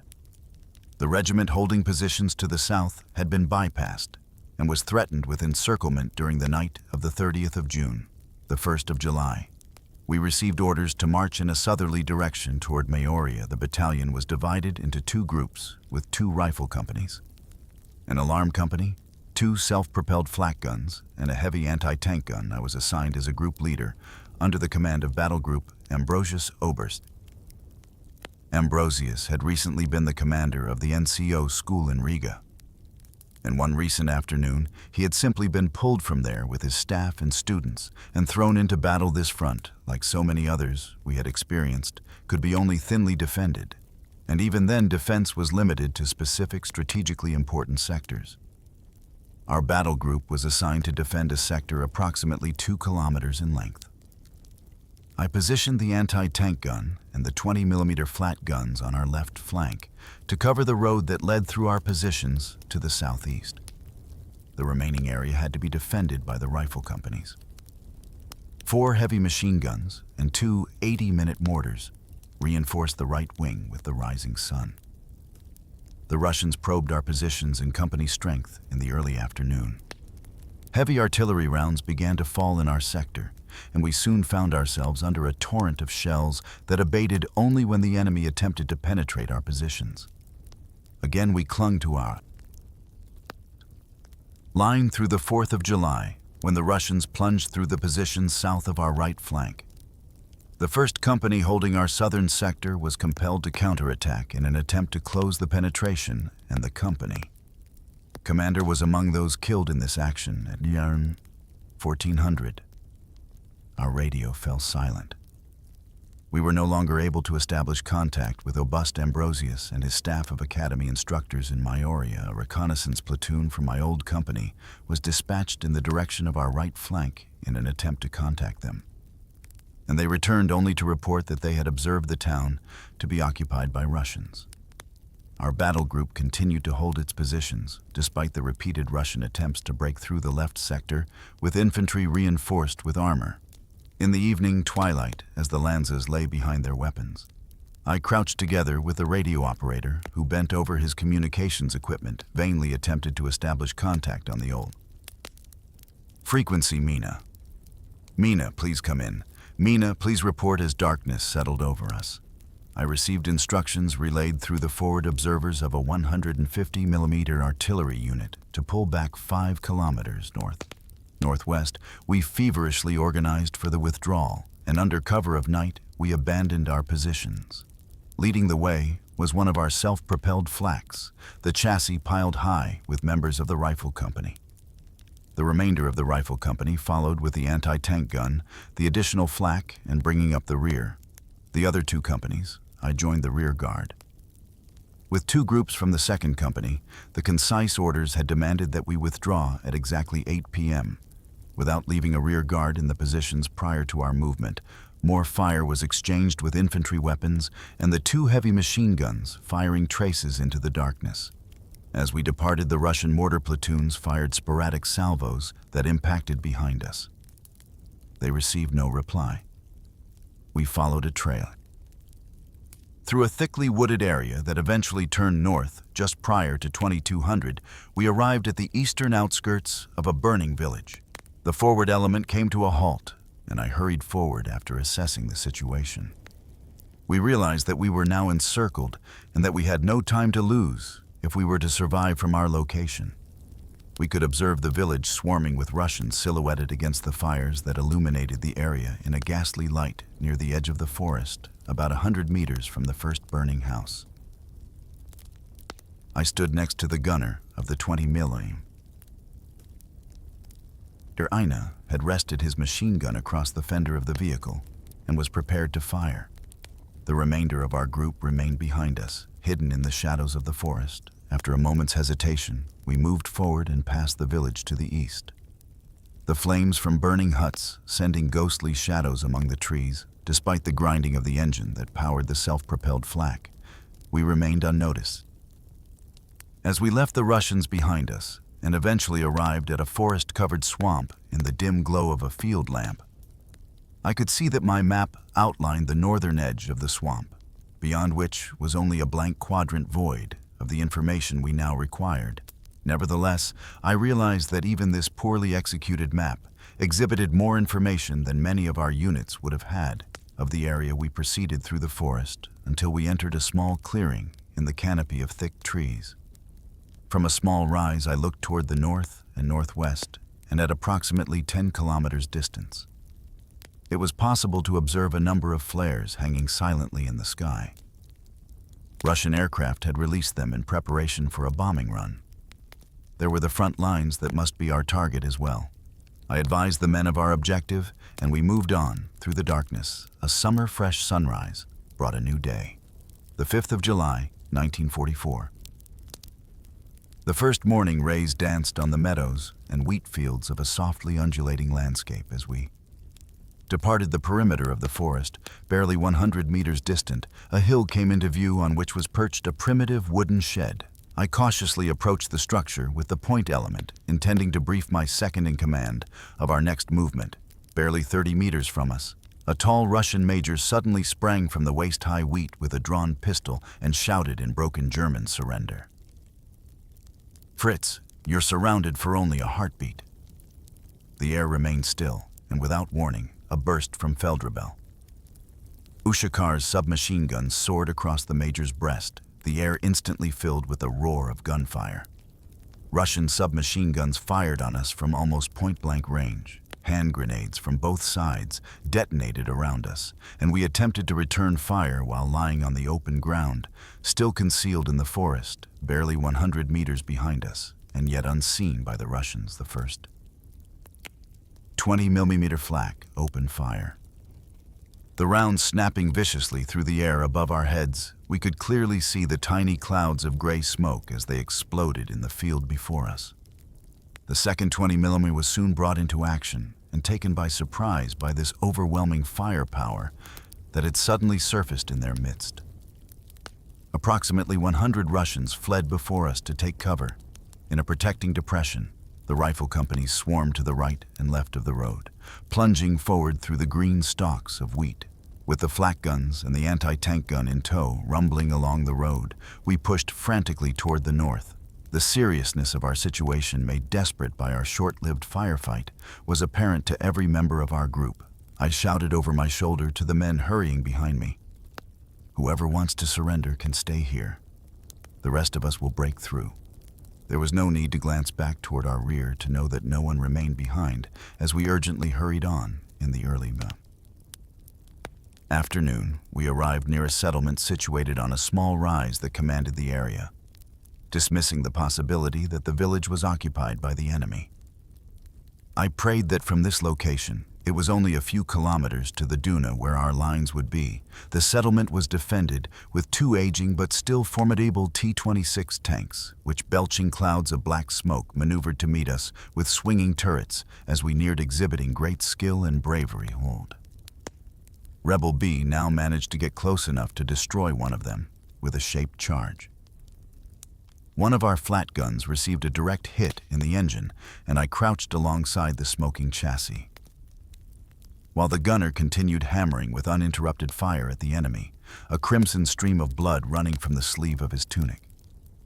The second Russian tank ground to a halt, and as the crew attempted to abandon the vehicle, they tumbled to the ground. Under a hail of our small arms fire, we rose from our positions and stormed into the village, screams erupting from our throats as we opened fire and threw hand grenades into the cottages. A machine gunner, barely 20 years old, received a shoulder wound, pausing long enough to grab the MG-42. I yelled for him to make his way toward the anti-tank gun so that they could take him aboard the self-propelled vehicle firing from the hip. I sprinted ahead with the others, and we broke through to the opposite side of the village. We plunged ahead, leaving the burning dwellings behind us, and we soon arrived at the next settlement. There were no Soviet soldiers to be seen, but the inhabitants had everything prepared to welcome their liberation by the Red Army. We were suddenly among them, before they were able to recognize our ragged uniforms and camouflage-bedecked helmets, and they were leaning from the doorways and windows of the huts, cheering and waving bits of white and red cloth. The women had prepared to greet their liberators with bowls of sweet cream, and the excited children stood nearby with wooden spoons. Horrified, they suddenly realized that the heavily armed arrivals were not members of the Red Army, but were the enemy, exhausted, hungry, and in torn uniforms, caked with mud and sweat. We quickly downed the food and drink intended for our antagonists, otherwise ignoring the terrified inhabitants as the sun descended on the horizon. We made our way closer toward our objective. Suddenly, from our right flank, we received a burst of machine gun fire that snapped harmlessly overhead. And in the distance, along the edge of the road, we could make out the distinctive helmets of a heavy machine gun crew, crouching low behind their weapon, our hearts pounding with elation. We drew cautiously nearer, calling to them in German as we neared. They gazed at us with wide-eyed astonishment. While attempting the breakthrough back to our lines, the men of the rifle companies had requisitioned or captured pony carts into which the machine guns and wounded were now loaded. Some of the men were marching, barefooted, their worn-out boots hanging across the backs of the horses. The uniforms were in tatters, white bandages stained with red, brown standing out starkly as a testament to the battles we had fought. The exhausted group entered the positions of the Oberst, who had been assigned to defend Maioria. Surrounded by officers of his staff, he stood in an immaculate uniform next to a table at a small crossroads. A tent had been erected in the background, on legs trembling with weariness. I reported the return of my unit. A large map was spread on the table, and I attempted to show him our route of retreat for 3 days and nights. We had been constantly on the move without a moment's rest, and my eyelids grew heavy as I directed him across the map. Suddenly, and without warning, the colonel began roaring at me in a manner such that I had not heard since the war school. I became instantly wide awake as he berated me for my appearance. And bearing, I found myself resisting the urge to toss the table and map at him and the surrounding officers, some of whom were glaring at me grimly. Others appeared to suffer embarrassment at the outburst. He ended the tirade by requesting that I remove my dirty finger from his map and to use a twig of grass if needed. For briefing him on our route, I ended the briefing abruptly and wordlessly departed their gracious company as quickly as possible. I returned to the ragged column of lanzas standing in the dusty roadway, and we moved on, despite our immense relief at having returned to our lines. We were overcome with an intense longing to be back with our old regiment, to be again in the company of our family. We were attempting to find the route to our unit when we spotted an artillery carriage with the circular tactical insignia of our division, and we knew in which direction we must march. The following morning, the 6th of July, we occupied a security line in the area of Druya, and in the course of the next several days, we shifted our positions to cover a line 10 kilometers south of Malinovka. On the 12th of July, we lay near Krasnogorka on Snooty Lake before again launching an attack toward the south into the open Russian flank. This attack from 13th to the 19th of July carried us to Stresto Lake and Done Deal near Plessis in the 12th zone. 12th of July. The regiment was situated 50 kilometers southeast of Duneburg before a terrain feature that offered an excellent field of fire for our antagonists. I was with the 2nd Company in a depression that could be taken. Under fire from the nearby Soviet positions during daylight hours, we could barely show our heads from the muddy holes we had dug without drawing enemy mortar. And small arms fire, we repeatedly requested artillery and assault gun support, as without this reinforcement, it would be next to impossible to ever silence the guns that terrorized us. We were acutely aware that even to attempt to do so would result in disaster. August Sepp Drexel came to our rescue with Regiment 436. He had been given the assignment to close the gap between our division and our southern neighbors southwest of Plessy. To my immense relief, Uncle Sepp assumed leadership of both regiments, and with 2 assault guns at his disposal.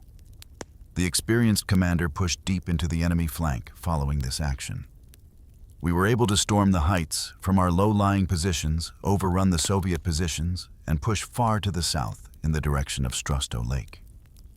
This action afforded the Army Command a temporary and short-lived respite as a major part of the right wing of Army Group North, which a few days previously had been fighting on the western heights before Polosk could be withdrawn to a less threatened area for his initiative and action taken in stabilizing the situation on the southern wing. Oberst Drexel was awarded the Knight's Cross, which he most highly deserved. On the 29th of July, we moved to Agnista. We maintained our positions for a week, during which time Hauptmann Schmalfeld was killed, and I assumed command of them. Battalion, we were then ordered south, and the long columns of ragged lancers wound their way to Stockmannshof in the Duna bridgehead. Here we remained, holding a thin line for almost 2 weeks before moving again back toward the north and crossing the Duna over a wooden pontoon bridge. Following our crossing of the river, we attacked toward the north near Ugly. On the 20th of July, 1944, Count Klaus von Stauffenberg placed his bomb in the headquarters of the Führer to destroy the brown dictator. Repercussions of this assassination attempt, the attentat of the supreme commander of the German Wehrmacht and the greatest warlord of all time, were felt even on our foremost lines of the Eastern Front. Our decimated companies had been engaged in constant battle since the 30th of June 1944. The opportunity to sleep, to close our eyes and momentarily escape the horror, came by the hour. By the minute, by the second, we remained drained and exhausted. The environment had ravaged the Lancers physically and psychologically. The front demanded that each individual fight to survive from minute to hour.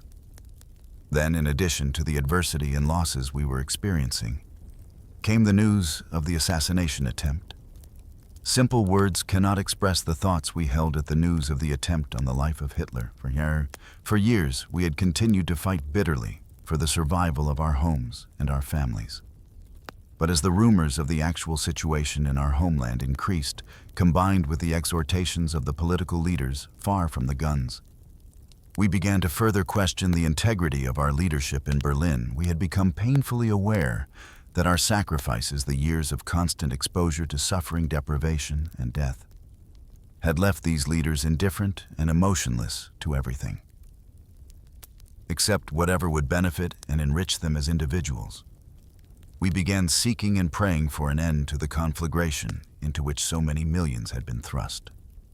A week later, I learned from the forward observers of an artillery regiment that the son of General Lindemann had been arrested by a field police unit. He had been assigned to an artillery regiment of the 132d Infantry Division. And when the news of the failed attempt on Hitler was announced, he was supposedly overheard saying, "Too bad that he isn't dead." He had then been denounced by one of his own men. It was confirmed that General Lindemann, our former commander, was a member of the resistance group, and it is highly likely that the arrest of his son was the result of the so-called Sippenverhaftung that was carried out zealously and without mercy by the men of the party. General Lindemann was an officer of the old school, an excellent leader of troops who had the refined mannerisms of an aristocrat while serving as division commander. He had gone to great lengths to ensure that his troops received the best available care, and he had exhibited the most meticulous professionalism throughout the offenses at Theodosia-Kirch and Sevastopol. He had always ensured that artillery, Luftwaffe, and all additional means of support were arranged and carried out to the utmost degree possible in order to reduce casualties several times during the fighting at Gaitalovo. He had risked his reputation and career by insisting that a delay or a rescheduling of an attack be implemented in the face of much opposition from the higher command. After a careful study of the situation, this may have cost General Lindemann some prestige in Berlin. However, it certainly reduced the number of casualties that might have been incurred while ensuring the same successful results. It was also while under his command that the great Soviet offensives at Smedini and Lake Ladoga were broken. And now it was revealed to us that General Lindemann was a member of a resistance group from that moment. All reason for self-sacrifice, for loyalty to the country and to the National Socialist government. All the reasons with which we were constantly imbued for making the sacrifices on the front would be forever in question. This one act, more than any other factor, revealed to us that the war was lost. The knowledge that a number of our most talented and trusted military leaders would attempt to kill our head of state, albeit a ruthless dictator, proved to us that militarily we could not win against the masked, combined might of the Allies. The one remaining factor that steeled us to fight ever harder was the knowledge that our Soviet enemy would show no commitment to civility or to the common laws of humanity. Should they invade our homeland? The other outcome of the attempt on the Führer's life was that it could not be denied, regardless of the lengths taken in justification, that Hitler, the one-time idol of millions, became in the eyes of many nothing more than a dictator in brown, who would take any sadistic and brutal measures against his political opponents. Our own commanders in the field, to whom we entrusted our lives and who controlled our destiny, fell among the ranks of his victims as well in the eyes of the soldiers. The aura of the Führer was destroyed. The explosives placed by Oberst Count von Stauffenberg did not kill the dictator, but the ACT undermined, if it did not destroy, the idolatry that had been so carefully instilled and nurtured by the government throughout our youth. For some time, there had been National Socialist political officers assigned to military units in the previous months and years. Hardly anyone within the ranks on the front had taken them seriously. In the beginning, they were usually experienced, trusted veterans of the frontline units, who because of serious wounds were no longer able physically to serve in the lines. Nevertheless, as the fortunes of the war began to turn, it became apparent to us that they increasingly came to resemble their counterparts in the Red Army. And they came to be known, among the Lancers, as polytrucks. Following the 20th of July assassination attempt, the military salute was changed. The traditional salute, universally recognized as bringing the hand to the cap.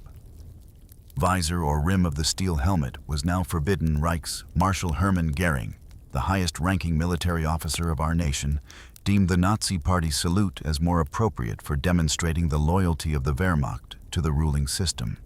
This party salute, the thrusting of an outstretched right arm forward, was observed with contempt and resentment by soldiers who honored military tradition, and the order was taken as an insult by those who valued high standards and character. Indeed, in the eyes of the soldiers, the mandated use of this salute served to implicate them, to identify the soldiers with those enthusiastic members of the party who had developed a talent for sitting out the war at home. It represented those who were now to be held in such contempt, even prior to this order within the military environment. This salute had been regarded as ridiculous and impractical following the order. It was not uncommon to observe entire companies carrying their mestins in their right hands to avoid being compelled to demonstrate their loyalty to the party in view of the circumstances we were facing on the front. Our concern for the politics of the Entente was short-lived. The average soldier on the front was so immersed in the difficulties of survival that little time was spent on brooding over its consequences. In later years, among circles of friends, we revealed to one another that the entire affair caused not a tear to be shed. Among us, any sympathy for politicians, regardless of the situation, had been eliminated through years of deprivation and suffering on the front, and during the endless months and years of captivity that followed. Above all, however, we were bound to our duty by the oath.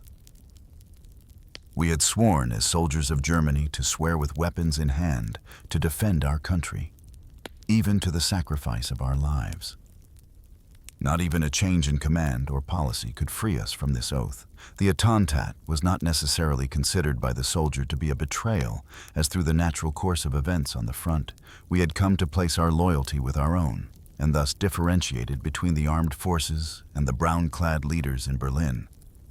It was 15 years later that I learned the story behind the death of our general, who in my mind had served as an extremely brave and talented division commander, a fine officer and an unforgettable leader in the memories of those who knew and served under him. The report of what had occurred was generously provided to me by the general's son and his widow, who had received the information in a letter from Frau Dr. Charlotte Palmer of the Starz Krankenhaus in Berlin. The general had taken refuge in the home of an architect in Berlin, a deed for which both the man and his wife paid with their lives. The government of the Reich had placed a bounty of 500,000 Reichsmarks for information leading to his capture, and the Gestapo was set in pursuit. According to the former German Red Cross nurse, Gertrude Lux, General Lindemann had been shot by one of the Gestapo officials who brought him to the State Police Hospital Berlin and UVU 40 Scharnhorst Strasse 13 on the 3rd of September 1944. This particular official wore a ring bearing the initials AT or TA. She was informed that these security service officials, while serving under the direction of Criminal Ratsada, had entered the residence on Reichskanzlerplatz in which General Lindemann was hiding.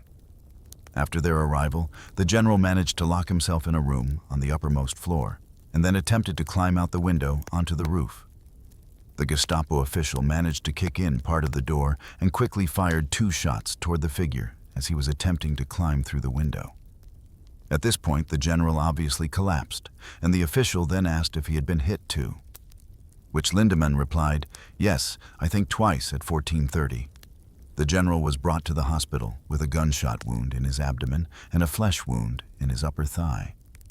The hospital staff was instructed to care for the wounds he had received during his arrest, and the handling of the patient was classified as top secret and was to be dealt with accordingly. While preparations were being made to care for his wounds, he took a seat on a stool and was then placed on an operating table where his right wrist was secured.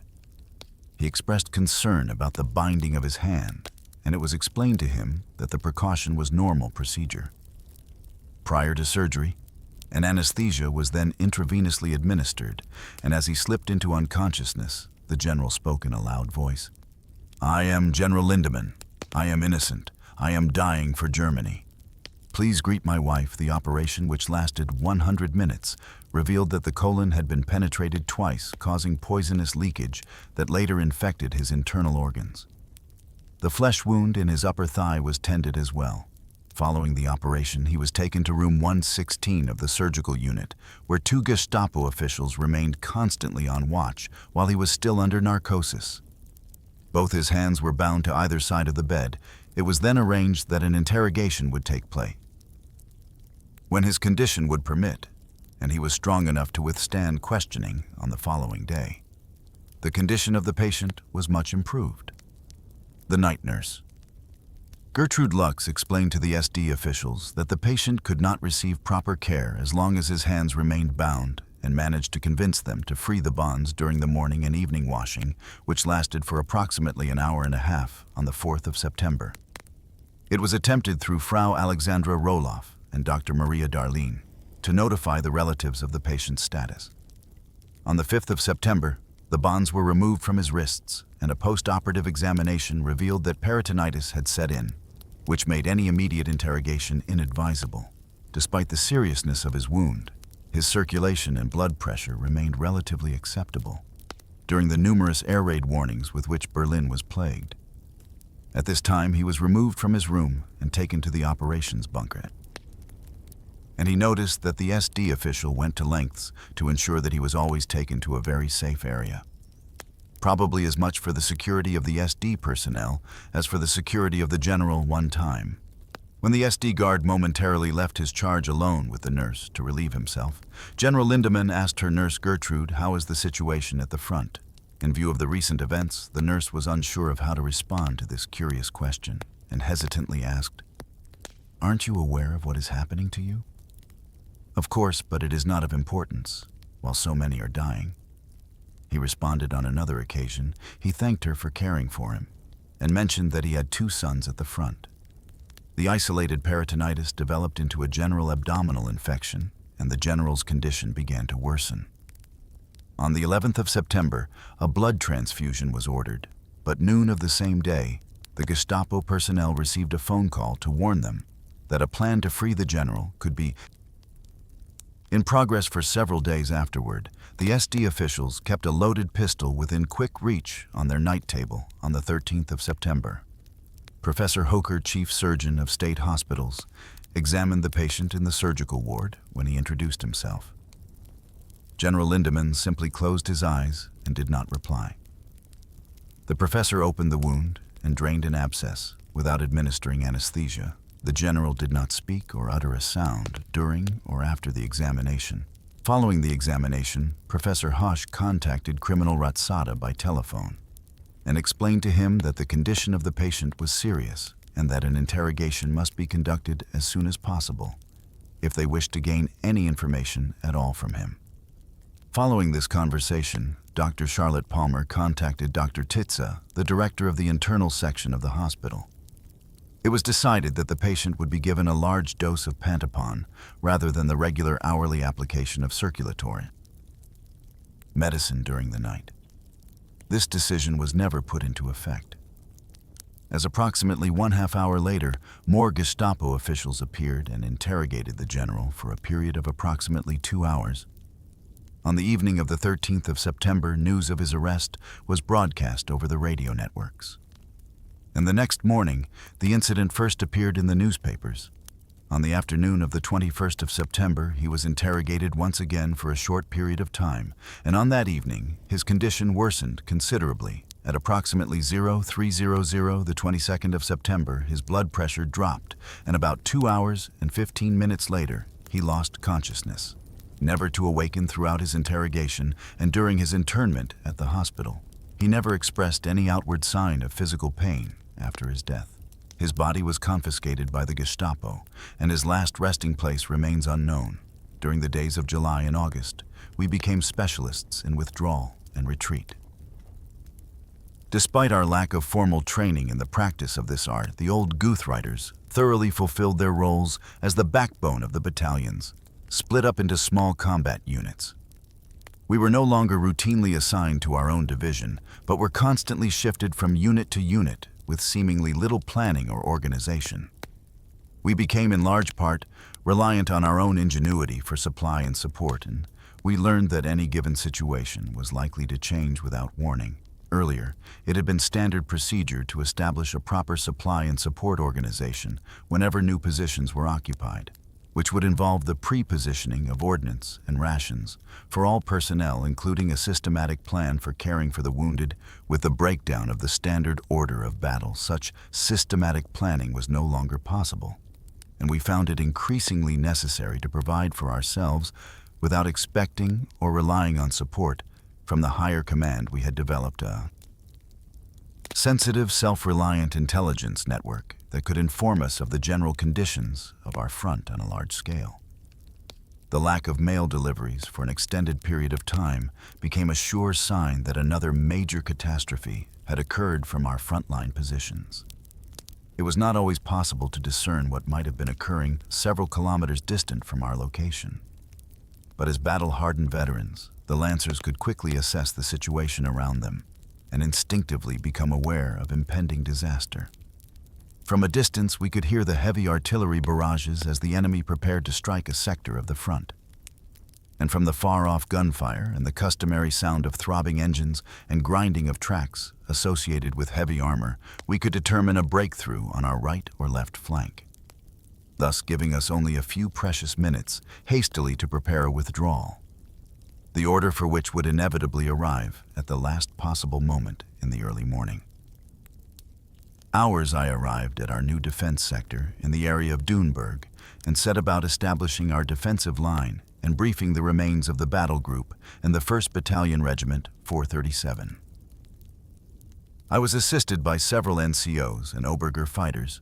Several hundred meters behind our position, we located a storage depot where a supply-felled rebel was guarding a large cache of provisions that had not yet been transferred farther to the rear. We asked him if we could be permitted to draw some of the supplies for the use of the lenses, and carefully advised him that within a few hours, this very location would become the front lines, adding that from our experience, the first mortar rounds would begin falling around midday. He replied that he would be more than willing to open his depot to us, as we still had sufficient time to distribute the goods to the combat troops, but added that he had been instructed to wait for a relief column to evacuate what he admitted were immense stores of flour liquor and cigarettes. I immediately reported the situation to the battle group headquarters and requested instructions regarding the supply depot, but I received no decision or orders concerning the supplies. Meanwhile, our 2nd Company had begun arriving to occupy their positions before the depot, and word of the riches waiting to be taken spread like wildfire among the troops. The commander of the 2nd Company neared with his entourage of lanzas as the supply felt rebel hedged and hesitated. Platoons of infantrymen began approaching in bleached, ragged uniforms and battered camouflaged helmets, shielding their unshaven, sunburned faces. The dirty gray-green columns came onward, battle-weary with grenades in their belts, submachine guns swinging at their hips. The machine gunners appeared with long belts of linked 7.92, ammunition gleaming in the sun, and anti-tank rockets slung over their shoulders. The felled rebels suddenly seemed to realize the full seriousness of the situation. The front was coming to him. He immediately leaped into his vehicle and disappeared toward the rear in a cloud of dust, abandoning the depot and its entire contents to us. The pony carts were quickly organized and under the command of the machine gun company. The soldiers entered the depot to evacuate the stores. Huge quantities of cigarettes, food, and liquor were removed and placed by the roadside to enable the troops of other units to help themselves. As they marched by, a large percentage of the supplies was distributed before late afternoon, when the depot came under the inevitable fire from the Russian artillery batteries and was destroyed during the next several days. Oberga freighter Hohenudel, my former recruit commander, destroyed his 9th Soviet tank in close combat while serving as platoon leader with the 14th Infantry, Panzerjäger Company. In the late afternoon, he had received the assignment to take 3 anti-tank stovepipe personnel up the road. In a vehicle, this road marked the perimeter between them and the neighboring division, and we were assigned to block the route to any enemy tanks that might attempt to use this road approximately halfway to the assigned point. They were met by a large number of infantrymen from the neighboring division who were withdrawing toward the rear, and they warned the 4 Lanzas not to proceed farther up the road as a column of Russian tanks was approaching. Heeding the warning, they were in the process of seeking a good defensive position when the transmission on the truck failed. With 2 of the men accompanying him, Hohenudel proceeded forward on foot. Rounding a curve in the road, they suddenly found themselves facing a number of Russian tanks. A few hundred yards distant, in the evening dusk, the Oberga freighter could see that the tanks were piled high with heavily armed infantrymen, and the Lanzas immediately dove into a hedge near the roadside, praying that they had not been seen as the column neared the Garfighter. With one of the stovepipes shouldered his weapon, took careful aim at the first tank and scored a direct hit. The entire column instantly pulled to a halt, and infantrymen leapt from the tanks and poured into the thick undergrowth. Approximately 20 paces from Hohenudel's hidden location, the remaining tanks held back and remained farther toward the rear, still accompanied by a large number of troops, although greatly outnumbered. Hohenudel's group opened fire with machine pistols and assault rifles and charged onto the road. Despite the overwhelming odds against the Lancers, the Russians fled in panic. Meanwhile, the Lanzas could hear more tanks approaching to within 100 meters of their location. And the next vehicle that they were able to observe, in the flickering light of the already blazing tank, was a Type Stalin, a 64-ton Colossus that plunged into view from the protection of the darkness. Another stovepipe was fired, and to the Lanza's horror, the projectile struck the target, but failed to penetrate the armor. Luckily, the tank halted, shifted into reverse, and retreated into the darkness. Hohenudel followed close behind with a Panzerfaust. After observing that the infantry had abandoned the vehicle when it had received the first hit, making his way to within a few meters of the enemy vehicle, he fired the Panzerfaust. At point-blank range, the head of the projectile penetrated the thick steel wall and detonated within the tank. It quickly began to burn, and explosions from the fuel and ammunition soon followed. A number of our own infantrymen arrived to reinforce the group, and they held the road until the following morning. This allowed enough time for the engineers to destroy an important bridge behind the tiny force. And with that move, the enemy's attempt to drive a wedge between our 2 divisions along this road failed mid-summer 1944. During the fighting south of Drisa, we attempted to link up with Army Group Center's 3rd Panzer Army with a drive that took us 30 kilometers over the Duna. Despite all efforts, this attempt was in vain on the 10th of July. A gap 25 kilometers wide was torn between our Army Group North and the devastated Army Group Center. In the Barbarossa pocket, the Red Army destroyed 20 German divisions. This catastrophe could only be compared to the destruction of the 6th Army at Stalingrad, but the German propaganda machinery made little mention of the disaster other than to attempt to convince the population that this ignominious defeat was in reality a victory of sorts. Even though, with this enemy offensive, thousands of Germany's soldiers on the Eastern Front had fallen. Following this great victory against Army Group Center, the Soviet Army held a triumphal march in Moscow, later while incarcerated as a prisoner of war. I met a number of the soldiers of this debacle who had survived and had experienced the subsequent march into captivity, the German survivors. Those who had managed to remain alive following the surrender were transported to Moscow. Many had died from thirst and exhaustion on the long journey, or unable to continue due to wounds, or sickness had been summarily shot, where they collapsed during the endless march. Eventually, the prisoners were collected in massive camps near Moscow, in preparation for the victory procession in order to strengthen the starving prisoners for the ordeal. They were fed a ration of grease-laden soup, which they devoured ravenously in rows of 24 abreast. They were then compelled to file through Moscow. They marched past the Soviet generals on reviewing stands. The city population lined the streets by the thousands. The Allied embassy personnel and dignitaries were present as honorary guests, and the Victory March was captured on film by journalists from all corners of the globe. After weeks of deprivation, the digestive systems of the prisoners were no longer tolerant of the fare rationed to them.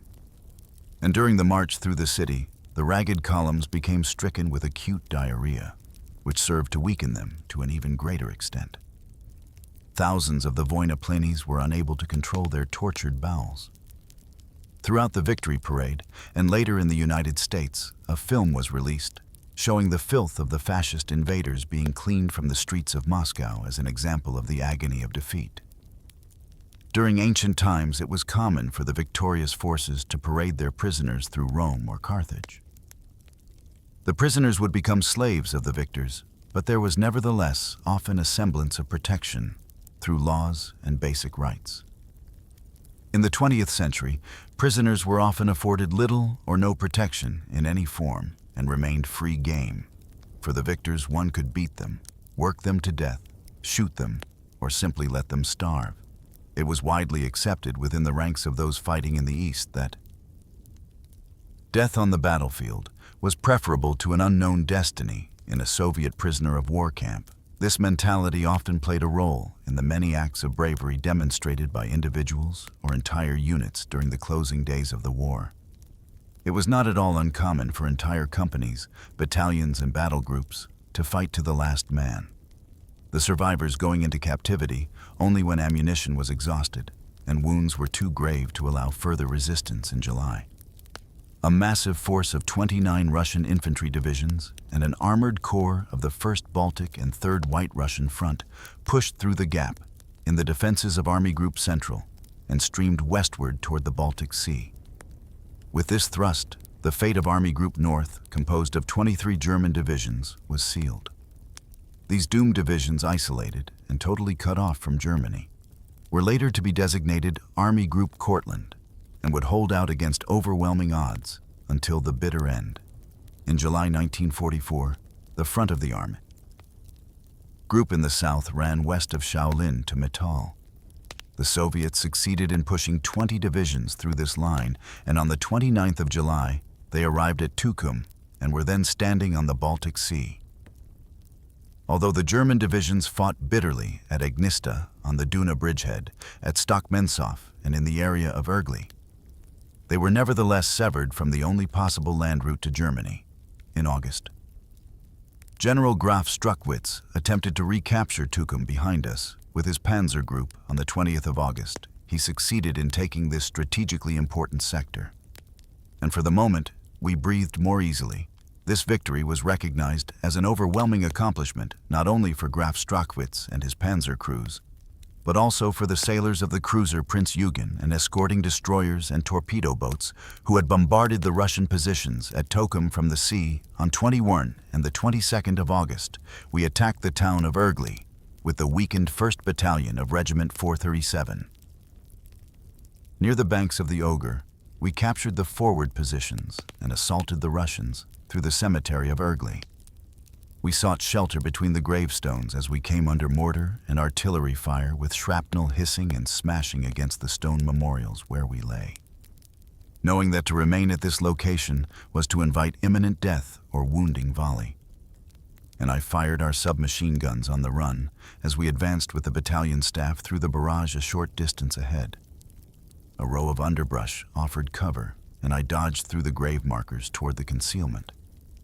When suddenly, from no more than 2 paces, I was surprised by a set of wide eyes staring from under a round, olive-colored Russian helmet.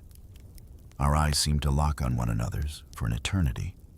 Instinctively, I managed to shout a quick story, and the Russian sergeant's submachine gun clattered at my feet, Vol, only a few meters distant, rapidly kicked a grenade that landed near him into the underbrush and captured a Russian private who stumbled forward, hands above his head. A cursory search of the area revealed that the sergeant had a field telephone hidden in the row of bushes, and Gefruder Treiber from the battalion staff took it for our own use.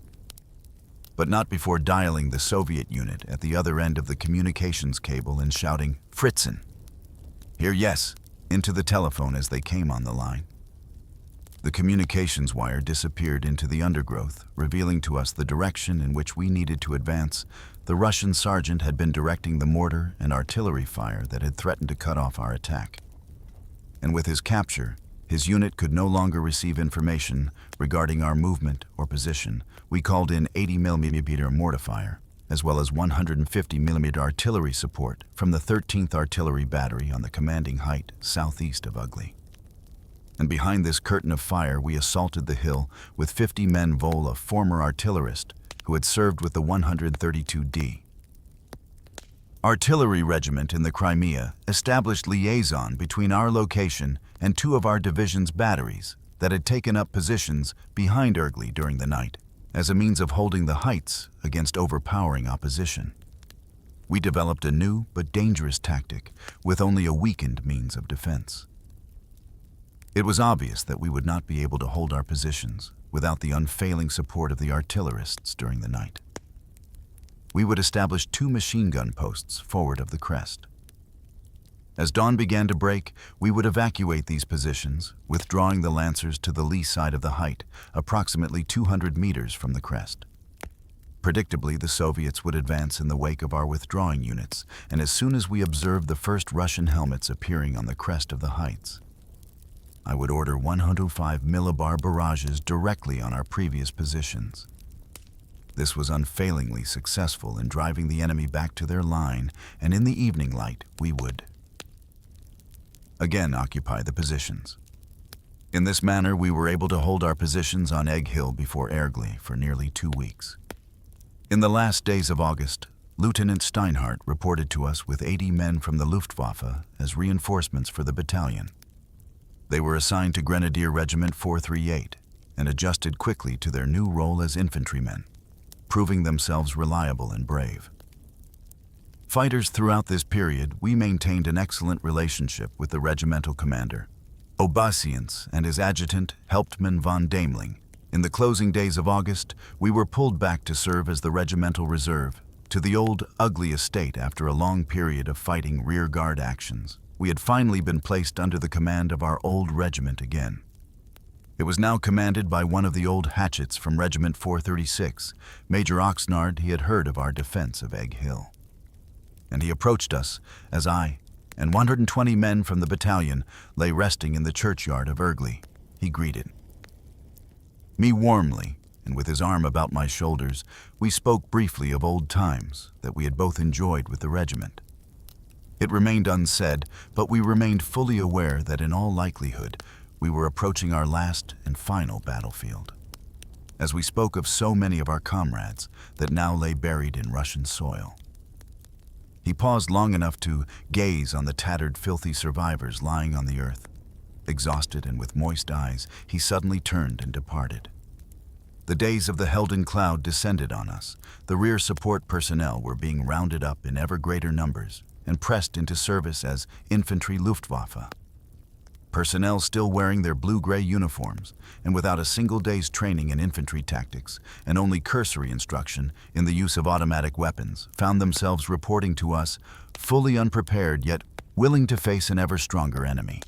For those in the rear far from the Russian guns, the term transferred to the infantry had taken on a new ominous meaning, the threat of serving in the front lines, where the mortar and artillery rounds burst, where snipers considered killing the unwary as a rewarding but deadly sport, and where men slaughtered one another routinely from almost within arm's reach was enough to make the blood run cold in the veins of many a rear echelon warrior.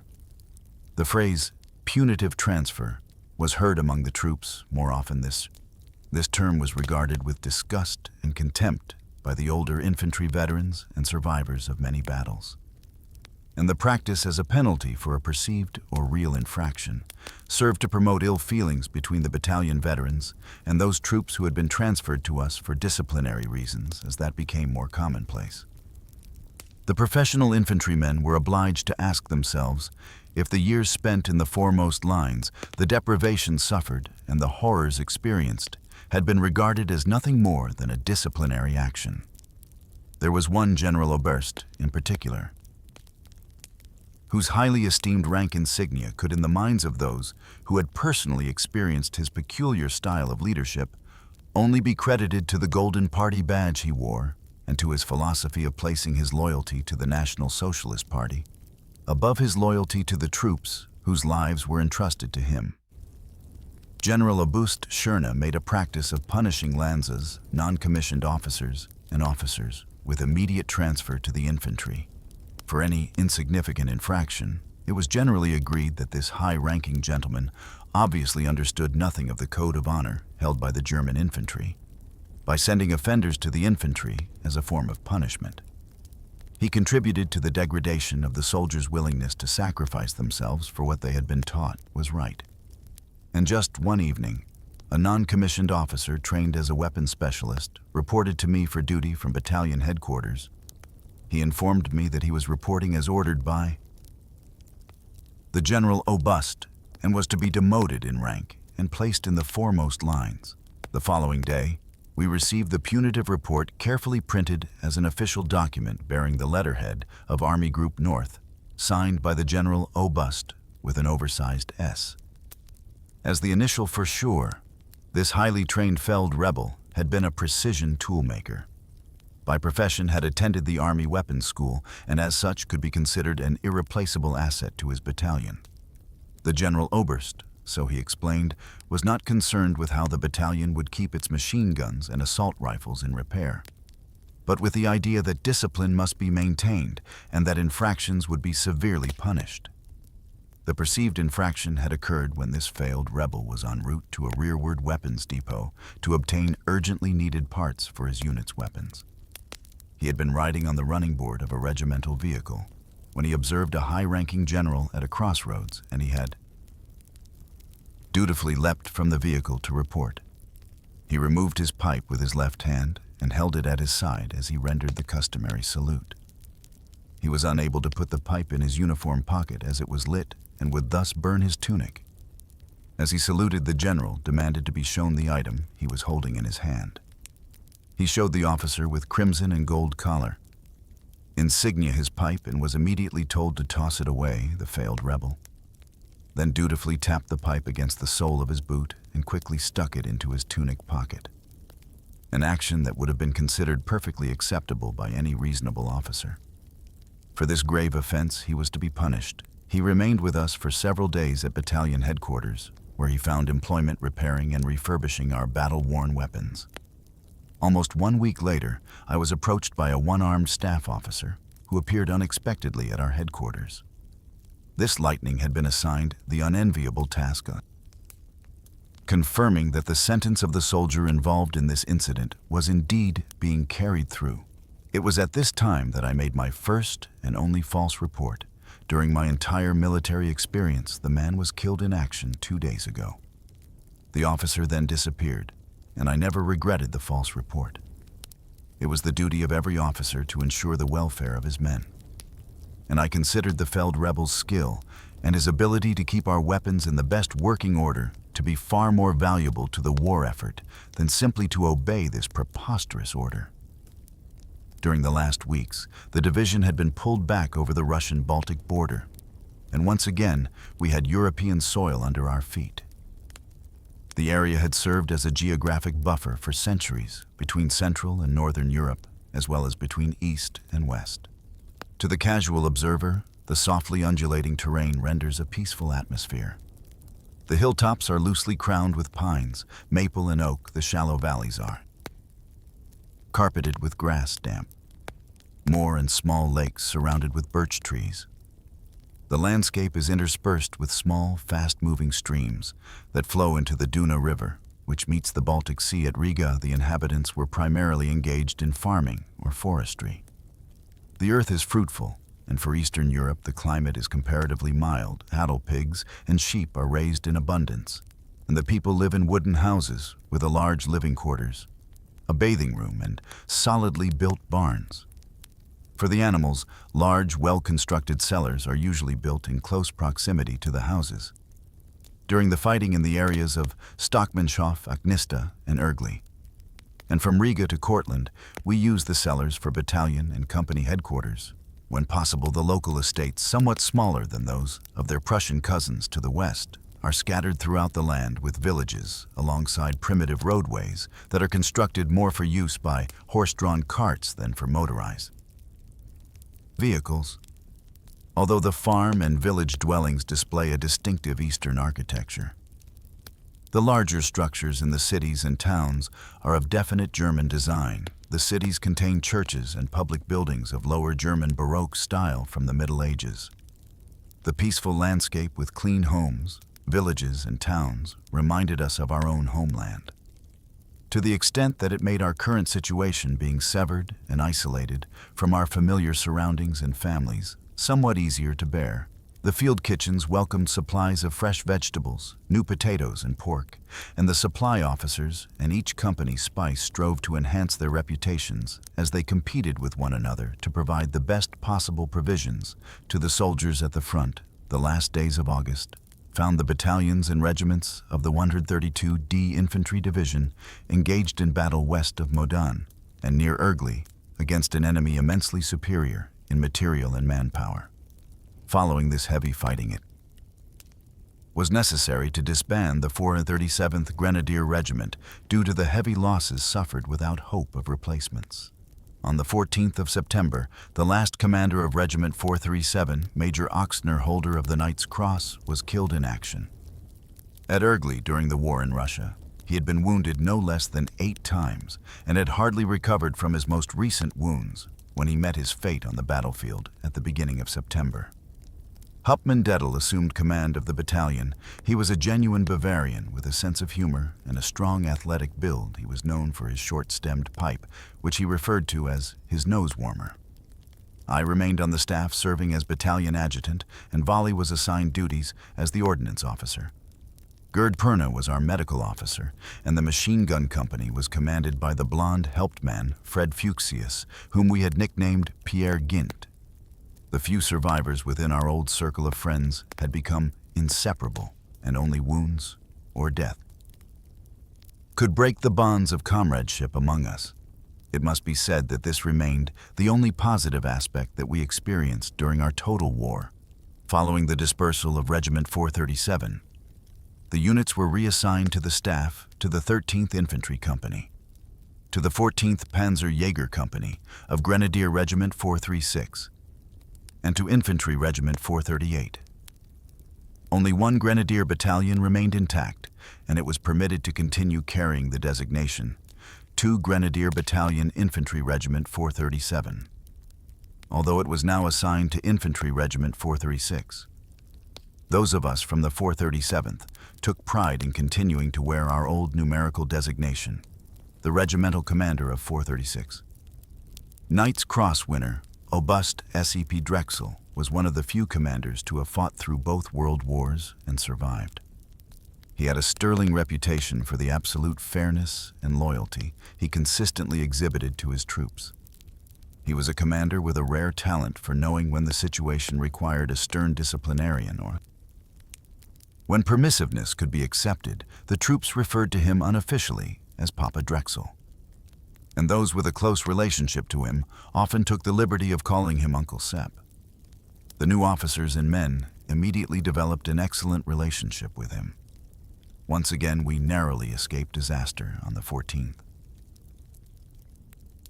of September. Enemy forces, heavily supported by armor, broke through our right flank. They pushed onward, and on the 16th of September, they bypassed Ergli, thus severing us from the main body of forces in the west. With this serious development, it was no longer possible to hold our positions. So, once again, we broke through the encirclement and occupied the heights to the west of Ergli. We held these positions for a number of days. The leaves in the trees began to take on the hue of autumn in long columns. We marched westward along the cobblestone roads, capturing ground further to the west, as our withdrawal was jokingly referred to with a soldier's gallows humor. Despite the losses, We had suffered in breaking the Soviet ring that had recently closed around us.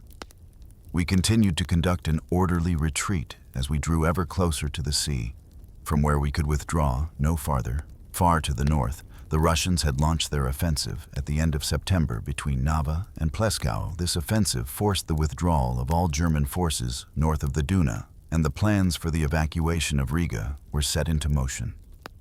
The long march marking our final retreat to Kurland had begun. Riga is the ancient seat of the Order of Hanseatic Knights we were provided. The dubious distinction of observing the once beautiful city at our backs, experiencing its death throes. The primitive roads were choked with the dusty columns of trucks and tanks, lines of refugees with wagons and handcarts piled high with belongings, filed through the Latvian capital day and night. The bellowing of confused and weary herds of cattle filled the air as they were driven westward over the brick-paved streets. The foreboding sight of Russian fighter bombers became a constant reminder of our dire situation as they screamed over the tiled rooftops, the five-pointed red star clearly visible on the shining silver fuselages. Autumn 1944 brought wind, rain, and cold nights as we had so often experienced. Wherever the war had taken us, many of the roads had again become bottomless, mires exhausted, incessantly, hungry and always cold. The men mechanically withdrew from one position to the next line of defense. The only relief from the hounding enemy would arrive with the setting sun, when the encroaching darkness would shield us from the relentless eyes of death. The enemy forces, who quickly followed any withdrawal, would fill the void after our departure, swarming in endless numbers through the towns and villages. The clusters of infantry piled high on the giant T-34 tanks. The raging artillery and the low-flying aircraft would seek out our next line of defense. And again we would halt and turn to face our relentless pursuers in October 1944, Operation Thunder. The final withdrawal of the German forces to Kurland and the evacuation of Riga was carefully planned by the staff of Army Group North at the beginning of October 1944. General Major von Notzma signed the order that would concentrate the German forces remaining in the Baltic region into our final battlefield. On the 5th of October, Operation Thunder was put into motion as the operation was executed. The 132d Infantry Division held its position southeast of Riga. Beginning on the 6th of October, an entire army filed westward behind us and marched through the city and over the Duna bridges. The Army Group was able to hold only a narrow corridor 45 kilometers long and 6 kilometers wide between Riga and Schlock, which offered the only passage to Cortland. All refugees and military units withdrawing before the Red Horde were compelled to cross the Duna and AA within this stretch of territory. It was necessary for 2 divisions, plus a mixture of various splintered units to pass daily through this gauntlet, which had been within range of indirect Soviet artillery fire since the first days of October. The operation was a masterpiece in terms of planning and organization. And this planning was composed by the able General Major Frankiewicz of the 215th Infantry Division. His forces provided 1,000 officers and men for organization and control of the columns, which slowly but methodically wound their way toward Kurland. Some officers from the reserve were assigned to maintain control during the evacuation. And Gustl Hickel informed me later that stringent measures were taken in an effort to maintain a flow of traffic and to save as many lives as possible. Any vehicle, regardless of whether the occupants were high-level staff officers or ragged Lanzas that became disabled due to aircraft strafing or artillery barrages, or that simply had run out of fuel, was unceremoniously pushed off the road to sink into the marshes lining them out. Roadsides. Any abandoned equipment was destroyed to deny its use to the enemy, and pony carts piled high with wounded intermingled with civilian refugees. The flotsam of war creaked slowly toward the sea in a vain effort to escape the Red Army. Kurland somber the night of the 12th to 13th of October, settled on the men occupying the machine gun and infantry positions in the suburbs of Riga. As a drizzling rain began to fall, the last infantrymen with our battalions, which had received the dubious distinction of serving as a rear guard, finally wound their way through the burning city. But the approach to the large Duna Bridge, General Wagner, commander of the 132d Infantry Division, stood silently together with Papa Drexel. They wordlessly observed the field-gray forms filing past the steady rhythm of worn boots on the cobblestones broken only by the occasional clank of a rifle barrel, or submachine gun against a maston or helmet hanging from the heavy leather field belts, the flames rising in the mouth. Heart of the city from the Opera House danced against a black sky casting ghostly shadows on the gray columns treading over the ancient bridge as a once conquering army withdrew in tatters. At exactly 0030, my column approached the Duna Bridge spanning the river, which appeared black and forbidding in the night. At the head of those troops entrusted to me to guard the battalion withdrawal, I knew we represented the last forces of the German Wehrmacht to cross from east to west over the Duna in Riga. Nearing the two solitary figures whose dim silhouettes were visible on the bridge against the flickering light of a dying city, I drew to a halt and saluted. After a brief pause during which we watched the ragged column pass, in silence the last general major, enlightenment passed to the other side. It suddenly occurred to me that at this very spot, 25 years earlier, Szlagata had stood with his cannon in a valiant struggle to prevent the Red Revolution from sweeping through the old Ordensland at 0500. The dawn brought a wet and cold day as the sun attempted to penetrate the thick gray horizon. An officer from a pioneer unit pushed the charging handle of an electric blast machine wired to the demolitions placed within the Duna Bridge.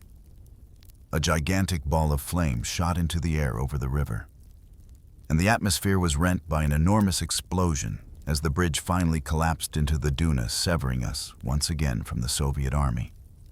Some 100 meters distant, a ferry carrying the last remnants of the rear guard was completing its crossing of the river as the bridge sank into the swiftly moving current. With a roar, large pieces of stone rained on the vessel, striking and severely injuring some of the withdrawing soldiers. Thus, Operation Thunder had reached its ominous end.